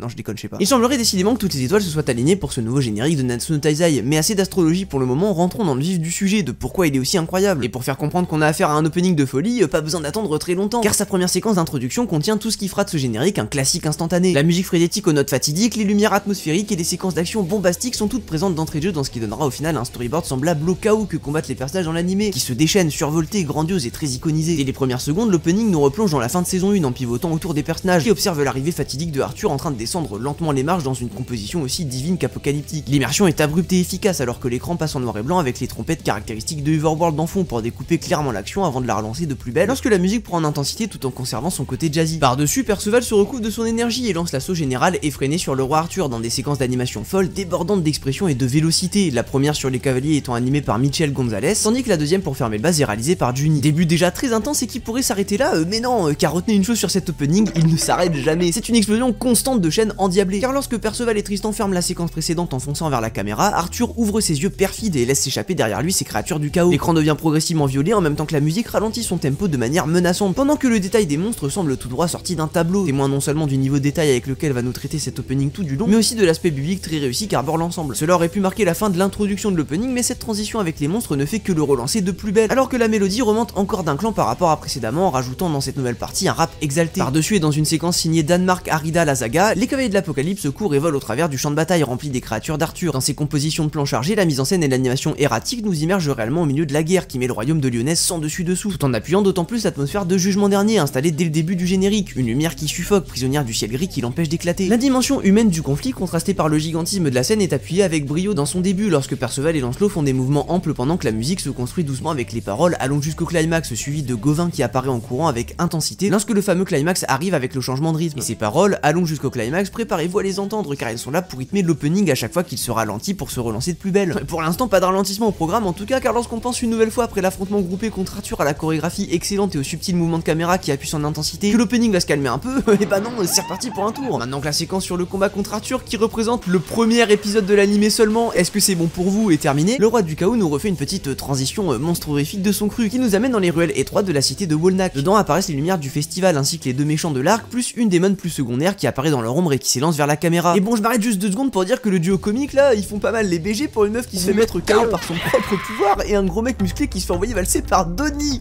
Non mais Donnie, genre bref, la démon bouffe la caméra avec un nouveau allons jusqu'au climax dans la musique, et vous savez ce que ça veut dire maintenant, mais rien ne peut préparer à la prochaine séquence de bagarre. Vincent Chansard qui vient chansarder all over the place. Si vous avez dit devant votre écran Vincent Chansard, mais c'est qui? Eh bien rassurez-vous, il n'est jamais trop tard pour faire sa culture. Vincent Chansard est un animateur français, le coq, tout ça, qui s'est démarqué dans l'industrie et est désormais connu dans le monde entier comme l'un des plus grands talents de l'animation japonaise, grâce à ses nombreuses participations, notamment à One Piece comme sur Zoro vs King, Kaido contre Yamato Bestial ou tout simplement le reveal du Gear 5 avec Luffy qui rigole. Son style d'animation repose sur une maîtrise absolue des mouvements des personnages, à mi-chemin entre animé et cartoon, ce qu'on appelle le Kara acting, mais aussi sur son savoir-faire de mettre des décors en mouvement, la background animation. Deux types d'animation très techniques individuellement et qui mis ensemble le sont encore plus, car il est difficile d'animer avec consistance un décor, un personnage et même divers effets qui bougent en tandem avec une caméra figurative. Pourtant Vincent Chansard en fait une spécialité, et il y va pas de main morte le boug, avec des big mises en scène pyrotechniques à la complexité juste inimaginable. Et oui, donc ce n'est pas un rêve bizarre, ce génie de l'animation sur Fortnite of the Apocalypse, et rassurez-vous, il est pas là pour blaguer non plus, car il met justement à l'épreuve une fois de plus son talent inqualifiable avec une séquence à la mise en scène juste délirante. Plan séquence dans un couloir en 3D où les différents combats de personnages défilent les uns après les autres avec jusqu'à 4 personnages en simultané à l'écran qui se battent dans une chorégraphie et une animation de zinzin, sous des angles de caméra en roue libre juste impossible à tenir normalement. Et pourtant le résultat est aussi fou que le postulat, une réussite complète parfaitement consistante malgré son chaos et sa frénésie qui colle d'ailleurs complètement au rap qui s'est complètement déchaîné pendant cette séquence après le allons jusqu'au climax. Alors certes on va pas se mentir, la première fois qu'on voit tout ça on comprend un peu rien tellement ça va vite, mais à mesure qu'on se repasse la séquence on comprend de plus en plus les mouvements de la chorégraphie et de la caméra, ce qui amène naturellement à la réalisation de la compréhension absolue de l'espace et l'anatomie de la part de Vincent Chansard pour pondre une scène pareille. L'animation est déjà folle à elle seule, ample et hyper vive à la fois grâce aux smirks caractéristiques de l'animateur, à savoir la technique d'animation qui consiste à simuler un flou de mouvement avec des intervalles déformés, mais son travail est rendu encore plus délirant de par sa consistance et son expressivité sous des angles de caméra dont la perspective et le volume sont très durs à représenter, à tout hasard quand elle est littéralement sous les yeux des personnages. Et à ça la chorégraphie d'une complexité folle avec ces personnages qui se tournent autour et passent du premier au second plan constamment, et on a là vraiment une séquence qui laisse bouche bée. Cet opening ne s'arrête jamais, mais pire que ça c'est de mieux en mieux alors que c'était déjà énorme avant. Mais bon là vraiment toute chose a quand même ses limites, et après un peu plus de 30 secondes aussi délirante, l'opening a bien mérité de souffler un peu. Une petite pause dans le rythme effréné qui devient plus calme mais qui n'empêche pas de conserver un ton impétueux grâce au rap qui continue un peu, et la séquence des deux chevaliers du chaos qui white walk un peu en légende. Une énergie qui garde son élan même dans la classique présentation de personnages et continue de préserver son sens du style, ses idées de mise en scène ainsi que son compositing qui donne aux scènes un aspect biblique. La musique entre dans une phase électronique autotunée dans le plus pur style Overworld pendant que les personnages enfilent leur tenue pour partir à l'aventure. Cette présentation du cast est intéressante car au lieu de se concentrer sur les personnages en eux-mêmes, elle met l'accent sur leurs vêtements dans des séquences à la fois intimistes mais iconisées sous une lumière angélique qui s'enchaîne au fil des reflets de lumière. Un parti pris intéressant et rafraîchissant dans une structure crescendo aussi bien musicale que visuelle qui permet de donner un maximum d'aura à chaque personnage et à leur nouveau drip. Non mais genre même Donnie et Magic Kaito ont l'air stylés là, surtout ne regardez pas l'animé pour changer d'avis. Et bien qu'on pourrait croire que la sauce explose ici sur ce magnifique plan parfaitement épousé par le compositing et la mise en scène, il faudra en réalité attendre la fin de toute cette séquence. Après avoir vu nos héros partir à l'aventure dans cette même structure crescendo, le plan de ce petit garçon dont j'ai oublié le nom apparaît. La musique malgré tous ces changements de rythme précédents commence à se construire cette fois vers le véritable refrain avec plusieurs hitsons qui s'accompagnent chacun d'un dézoom de la caméra. Et lorsque l'instrumental tambourine pour de vrai juste avant d'y arriver, l'oncle chevalier du chaos du garçon rentre dans le plan avec d'abord son pied puis un mouvement de caméra qui monte jusqu'à son visage en tournant tout autour de lui. Le tout jusqu'à un plan final plutôt astucieux qui prend avantage du look grotesque de son armure dans lequel on voit d'abord la façade de son casque puis le dessus avec un visage effrayant lorsqu'il baisse la tête. Une construction vers le refrain exceptionnelle et fidèle au changement de rythme constant jusqu'à maintenant, construction, ralentissement puis explosion, et maintenant c'est l'heure de l'explosion finale. Une culmination de tout ce qui rend ce storyboard et ce générique exceptionnel, ses idées de mise en scène riches, ses dessins détaillés, son compositing biblique et sa musique répétitive et frénétique qui construit sans interruption son intensité, brillent tous plus que jamais ici dans une suite d'événements qui évoquent tout particulièrement ce sentiment que je décrivais plus tôt, le chaos du roi Arthur qui se déferle. Si tout ce générique servait à compter l'affrontement fatidique entre Lyonesse et Camelot, leur première rencontre et préparation à la guerre, ce refrain en est le plus grand témoin et portrait donc la guerre totale dans un enchaînement de plans dont la caméra s'éloigne continuellement, montrant les divers ennemis alliés qui attendent nos 4 cavaliers de l'apocalypse, le tout dans des compositions de plans et dessins magnifiques qui se suivent dans des transitions organiques et frappantes, se démarquent tout particulièrement grâce à leur compositing et leur composition, un enchaînement de séquences qui commence avec l'apparition des démons et de Zeldris et Gilda, puis qui se termine par la succession des 4 cavaliers de l'apocalypse aux 7 péchés capitaux. Ce qui marche le plus, c'est bien sûr ces plans en contre-plongée noir et blanc des personnages du passé puis du présent qui se succèdent et se transforment dans des impact frames au rythme de la batterie dans la musique en même temps que la couleur revient. On y retrouve l'idée d'héritage, de passation à la nouvelle génération, mais avec flair grâce au noir et blanc et la couleur pour clairement démarquer le passé auquel appartiennent les péchés capitaux, mais aussi les personnes qui étaient Perceval, Lancelot, Tristan et Gauvin avant de devenir les cavaliers prophétiques. Le retour de la couleur est une manière frappante de montrer que ce sont eux à l'aide des pouvoirs que leur ont octroyé la destinée qui rendront les couleurs dérobées par le roi Arthur au monde. Une destinée appuyée par le plan d'après pour monsieur Lancelot puisqu'on y voit sa bien-aimée Guenièvre perdue dans le chaos. Un plan très stylé bien sûr mais qui ne me fera pas oublier que Lancelot ressemble à ça et Guenièvre à ça. Je rajouterai que monsieur le chevalier de la table ronde ne demande jamais son âge à cette claire petite fille. Enfin bon, tel père tel fils comme Ban et Elaine dans leur temps j'ai envie de dire, même si Lancelot frappe encore plus fort en étant à la fois le pointeur mais aussi le pointé, puisqu'il est également le crush de Jericho, 29 ans, tombée amoureuse de lui lorsqu'il n'en avait que 11. Oui, c'est à ça que je faisais référence tout à l'heure, c'est pour de vrai. Une révélation qui finit de mettre le dernier clou sur le cercueil du pauvre Nakaba Suzuki et aussi de dégoûter les fans de la Jericho de la première heure, si tant est qu'ils existaient. Mais oh allez, oublions tout ça, c'est compliqué l'amour, vous savez, revenons plutôt plutôt à la bagarre, de manière beaucoup plus directe, cette fois avec les différents chevaliers du chaos, puis les personnages de l'équipe des cavaliers qui font front, alignés les uns après les autres dans un angle 3/4 du plus bel effet. Séquence remplie d'iconisation grâce à sa lumière biblique crépusculaire qui fait briller les détails, notamment sur les armures grotesques et imaginatives des chevaliers du chaos, mais aussi grâce à une énergie palpable, au fur et à mesure que les personnages entrent avec expressivité dans le plan les uns après les autres. On y retrouve une fois n'est plus coutume dans cet opening le côté tableau en mouvement qui transparaît particulièrement dans la montée en puissance et la démesure de la séquence, qui multiplie l'apparition de personnages qui s'apprêtent à se bagarrer. Pour la séquence finale, on retrouve notre cher chevalier du chaos malveillant, arrête de sourire mec, qui pointe son épée en avant devant un crucifix gravé dans l'environnement bleuté, une composition vraiment coup de poing et une fois de plus avec un certain côté biblique. Quelques secondes après, Perceval se prend 3 épées au bout du nez avant que la caméra ne dézoome en pivotant pour montrer tous les gens qui veulent le tuer. Je crois d'ailleurs qu'ils m'ont oublié sur le plan, parce que vu comment il est insupportable dans l'anime, ce petit bâtard là, moi aussi j'ai bien envie de le tuer. Allez hop, je me rajoute moi-même alors. La scène est en tout cas une fois de plus iconisée de zinzin et super créative dans sa mise en scène, avec d'abord le plan rapproché sur le visage de Perceval pointé par les épées qui nous met en panique et présente le mystère de la menace, tout ça pour la révéler de la manière la plus intense et pyrotechnique possible, avec une rotation épiquement épique qui s'arrête sur un angle final glacial pour montrer l'exécution de Perceval face à ses plus grands ennemis. Sa riposte est le climax de ce roller coaster absolument bluffant dans tous les départements alors qu'il tourne son épée et déferle son énergie vers la caméra. Le temps que j'ai passé sur cet opening est absolument abusé, mais c'est un témoin d'à quel point c'est une réussite époustouflante qui brille de sa musique jusqu'à ses visuels dans une explosion frénétique et constante remplie d'identité et de créativité pour mettre à plat les divers événements de la saison de manière réellement originale sans les reproduire bêtement. Une vraie claque comme on en voit rarement, un véritable opening d'excellence pour lequel je n'ai que respect et reconnaissance absolument infinie pour Henri Turlot, toute son équipe, tous les animateurs. La marque de la claque n'est pas prête de partir de sitôt et rivalise voire surpasse celle de Dan Dan, j'ai du mal à me décider. Bon par contre voilà, vous faites pas piéger pour autant à croire que l'animé derrière est bien, attention hein, c'est la seule erreur que vous pourriez faire sur ce générique.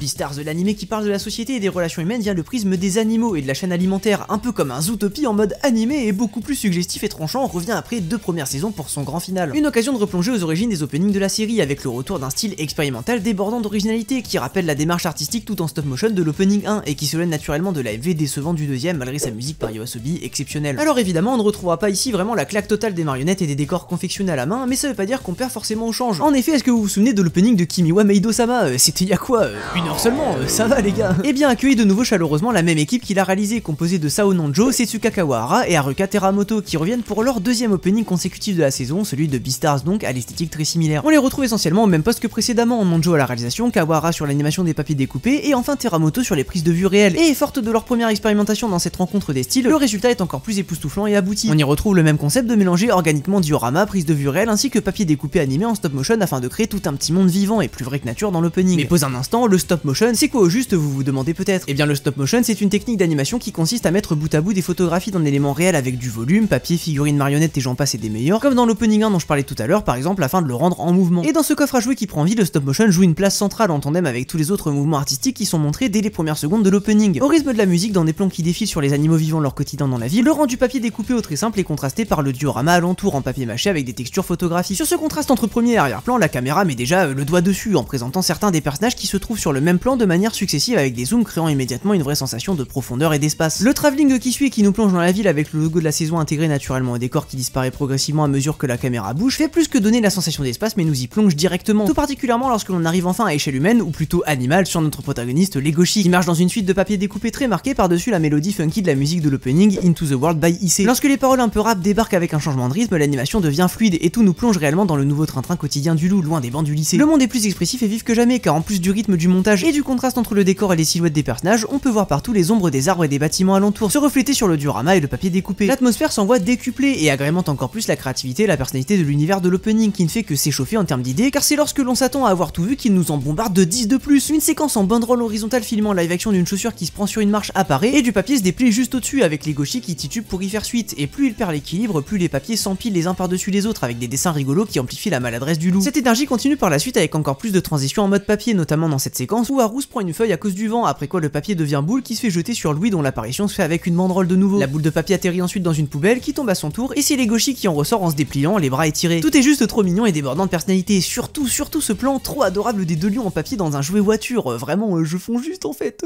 Ces innombrables idées de mise en scène rythmée avec la musique joviale et dont la forme est donnée par cette esthétique art plastique portraient un opening charmant et candide qui montre bien que nos personnages pas tout à fait adultes doivent encore apprendre et chercher leur place dans un monde surchargé. Ces enjeux qui auraient pu être lourds et graves sont dédramatisés et montrent que le monde World est un endroit qu'il faut prendre avec optimisme. Comme témoin de cet optimisme prêt à peindre tout l'écran juste après, l'opening montre les Goshi courir par-dessus des teintes pétantes avec des collages dans lesquels chevauchent le bleu, le jaune et le rouge. Remake de Sonic Heroes confirmé la team. Différents effets stylisés et colorés représentant presque l'instinct animal de Legoshi mènent finalement au refrain qui rappelle énormément celui de l'opening 1 de la saison 2 de Tower of God. On y retrouve une séquence très similaire avec diverses compositions de papier chargées en couleurs et formes au centre desquelles se trouvent les personnages parfois ombrés et qui s'enchaînent grâce à un mouvement continuel de la caméra qui s'avance et passe au travers. Les silhouettes ombrées se révèlent d'ailleurs au fil des épisodes, un détail évolutif plutôt sympathique. Dans ce refrain, j'aime particulièrement ce qui lie ces deux parties, un léger moment où les paroles reviennent par-dessus des visuels magnifiques et atmosphériques des personnages qui vivent leur vie. Le plan du visage de Haru dans les fleurs avec les ombres est onirique, les Goshi sur le banc avec ce mec mais du beau moqueur, et Louis qui laisse son pantalon tomber sur sa jambe mécanique est un détail génial. Autant de séquences qui mettent un zoom sur le charme intimiste du style stop motion papier découpé. Mention spéciale à ce plan époustouflant de ce personnage mystérieux qui se tient devant sa fenêtre face à la ville sous le ciel rouge, l'éclairage écarlate brillant jusqu'à l'intérieur de la pièce dans laquelle il se trouve pour donner une atmosphère mystérieuse à la scène. L'opening se termine sur un retour à de l'animation traditionnelle, avec contours rouges et textures changeantes sur les fourrures des personnages dans laquelle les Goshi tombent au milieu d'une explosion de peinture et des morceaux de décor des dioramas. Haru et lui lui tendent la main, puis le loup tombe dans l'eau avant de se réveiller dans son appartement duquel la caméra recule en passant par la fenêtre pour mettre fin à l'opening en extérieur avec un dernier logo. L'opening de la saison finale de Beastars est tout simplement une capsule de bonheur, une bouffée d'air frais et d'originalité qui donne le sourire jusqu'aux oreilles. Le mélange des styles artistiques fonctionne à merveille et donne un côté naturellement joyeux à l'ensemble, un optimisme particulièrement appuyé par la musique euphorique et funky de Issei, qui est aussi entre jazz et rap pour donner une pêche d'enfer. Alors oui, sans aucun doute, voilà encore l'un des meilleurs openings de la saison, dont le seul sacrilège sera la version sans parole mise en ligne par Netflix sur YouTube. Et j'ai envie de mettre un énorme point d'interrogation, car l'opening sur la plateforme a bien des paroles dès l'épisode 1. Donc d'où sort cette version? Eh bien je ne sais pas, mais attention à vous, sans les paroles de Issei, elle ressemble à un mouton rasé, c'est décontenançant. Nouveau segment de cette deuxième vidéo sur les openings d'animé, et avant de conclure, découvrons ensemble ma tier list personnelle des génériques de cet automne. Je me suis dit que ce serait une bonne idée, voilà, d'avoir un peu un paysage final de tout ce que j'ai dit et tous mes avis. On commence par le bas, forcément. Le générique de Linus et Boom est meilleur, je parle bien sûr de l'opening de Harry Fureta saison 3. On est sur le fond du fond, c'est pas beau, rien ne se démarque, mis à part la musique, mais c'est pas suffisant pour le mettre plus haut. Et si vous vous demandez à quelle note correspond exactement ce tiers, c'est un F en gros, et du coup on va remonter au fur et à mesure les grades. Ah, ça devient limite là, une phrase qu'on pourrait entendre après une blague raciste par exemple, et qui s'applique tout autant après avoir vu des openings à deux doigts de lettres aussi. Dans cette catégorie, on retrouve celui de Danmachi saison 5. À l'image d'une blague raciste, on a un peu souri, c'était pas tout à fait haineux certes, mais on peut pas dire que c'était vraiment approprié non plus. Passons au prochain tiers, celui du hockey, et à partir de là, les tiers sont classés. Je vais donc vous citer les openings du moins bon au meilleur. Tout d'abord, à la dernière place de ce tiers, on a Tsumasho, ensuite Yakuza Fiancé, et enfin le remake de l'île des hommes poissons de One Piece. Des openings pas mal, mais qui pourraient être bien mieux s'ils avaient été un peu plus loin dans leur démarche. Là, on commence à arriver dans la bonne partie de la viande, avec le tiers très bien. Dedans, du bas au plus haut, on retrouve Kimiwa Meido-sama, Mecha UD, Amagami-san, et enfin Negaposi Hungler. Des openings qui sont tous vraiment cool, certains qui auraient peut-être même mérité le tiers d'au-dessus, comme Mecha UD ou Kimiwa Meido-sama, mais que j'ai mis là purement en termes de goût personnel. Ce sont des openings que j'ai aimés, mais qui n'ont pas résonné suffisamment avec moi pour que je les monte plus haut. Bon allez, assez rigolé, ça devient sérieux là, voilà les deux derniers véritables tiers. J'ai nommé l'avant-dernier Merci pour le caviar Bachira, en référence au sous-titre Crunchyroll de Blue Lock bien sûr. Du plus bas au plus haut, on a Bleach The Thousand Year Blood Wars The Conflict, Ranma 1/2, Dragon Ball Daima, Blue Lock saison 2, Shangri-La Frontier saison 2, et enfin ReZero. Vous l'aurez compris, on s'approche dangereusement de l'élite, que des openings incroyables ici et qui m'ont vraiment marqué par évidemment leur musique, leur visuel et l'alliage des deux. Mais voilà, enfin on y arrive, on retrouve le dernier tiers officiel, celui des piliers. Et oui, car je base mes tier lists depuis 4 ans sur la formule de Dwagby, ce qui veut dire qu'on va élire un trône juste après, bien sûr. Dans les piliers se trouve du plus bas au plus haut Sword Art Online Alternative Gun Gale Online, Blue Box, Beastars, Fortnite of the Apocalypse et enfin Dandadan. Juste le top du top, les frites les plus huilées de la fournée, ceux qui sont sympas et dont on ferait un élevage. On a là que des openings maître classe comme disent les jeunes. Et alors du coup, vu que j'ai foutu Dandadan en premier, la logique voudrait que je le mette en trône seul. Mais comme c'est ma vidéo et que j'en ai rien à foutre, je vais aussi mettre Fortnite of the Apocalypse sur le trône. Ils le méritent selon moi grâce à leur musique et visuels d'exception qui sont en symbiose parfaite pour proposer des génériques inoubliables dans des registres très différents certes, mais tout aussi uniques et réussis. Pfiou, bon, c'était long sa mère En vrai, j'ai un peu abusé sur la durée de la vidéo, mais je voulais vraiment faire quelque chose de mieux que la dernière fois, pousser mes limites toujours plus haut, toujours plus loin, toujours plus fort. J'espère que la vidéo vous aura plu. Si vous êtes arrivé jusqu'ici, vraiment un grand merci de l'avoir regardé jusqu'au bout. Cette série de vidéos sur les openings par saison est un concept qui me tient énormément à cœur de par ma passion non seulement pour les animés, mais aussi pour les génériques. J'espère que j'aurais pu vous transmettre un peu de ça en même temps que mettre en lumière les différents artistes au talent immense qui travaillent dessus et pour qui j'ai une profonde admiration. Malheureusement, je ne suis pas un expert, donc je ne sais pas si j'aurais pu leur rendre honneur à eux et leurs travaux pleinement, mais j'ai fait le maximum en tout cas. Si la vidéo vous a plu, n'hésitez pas à vous abonner, à liker, à commenter et bien sûr partager. Bref, à très bientôt pour de nouvelles aventures. Salut!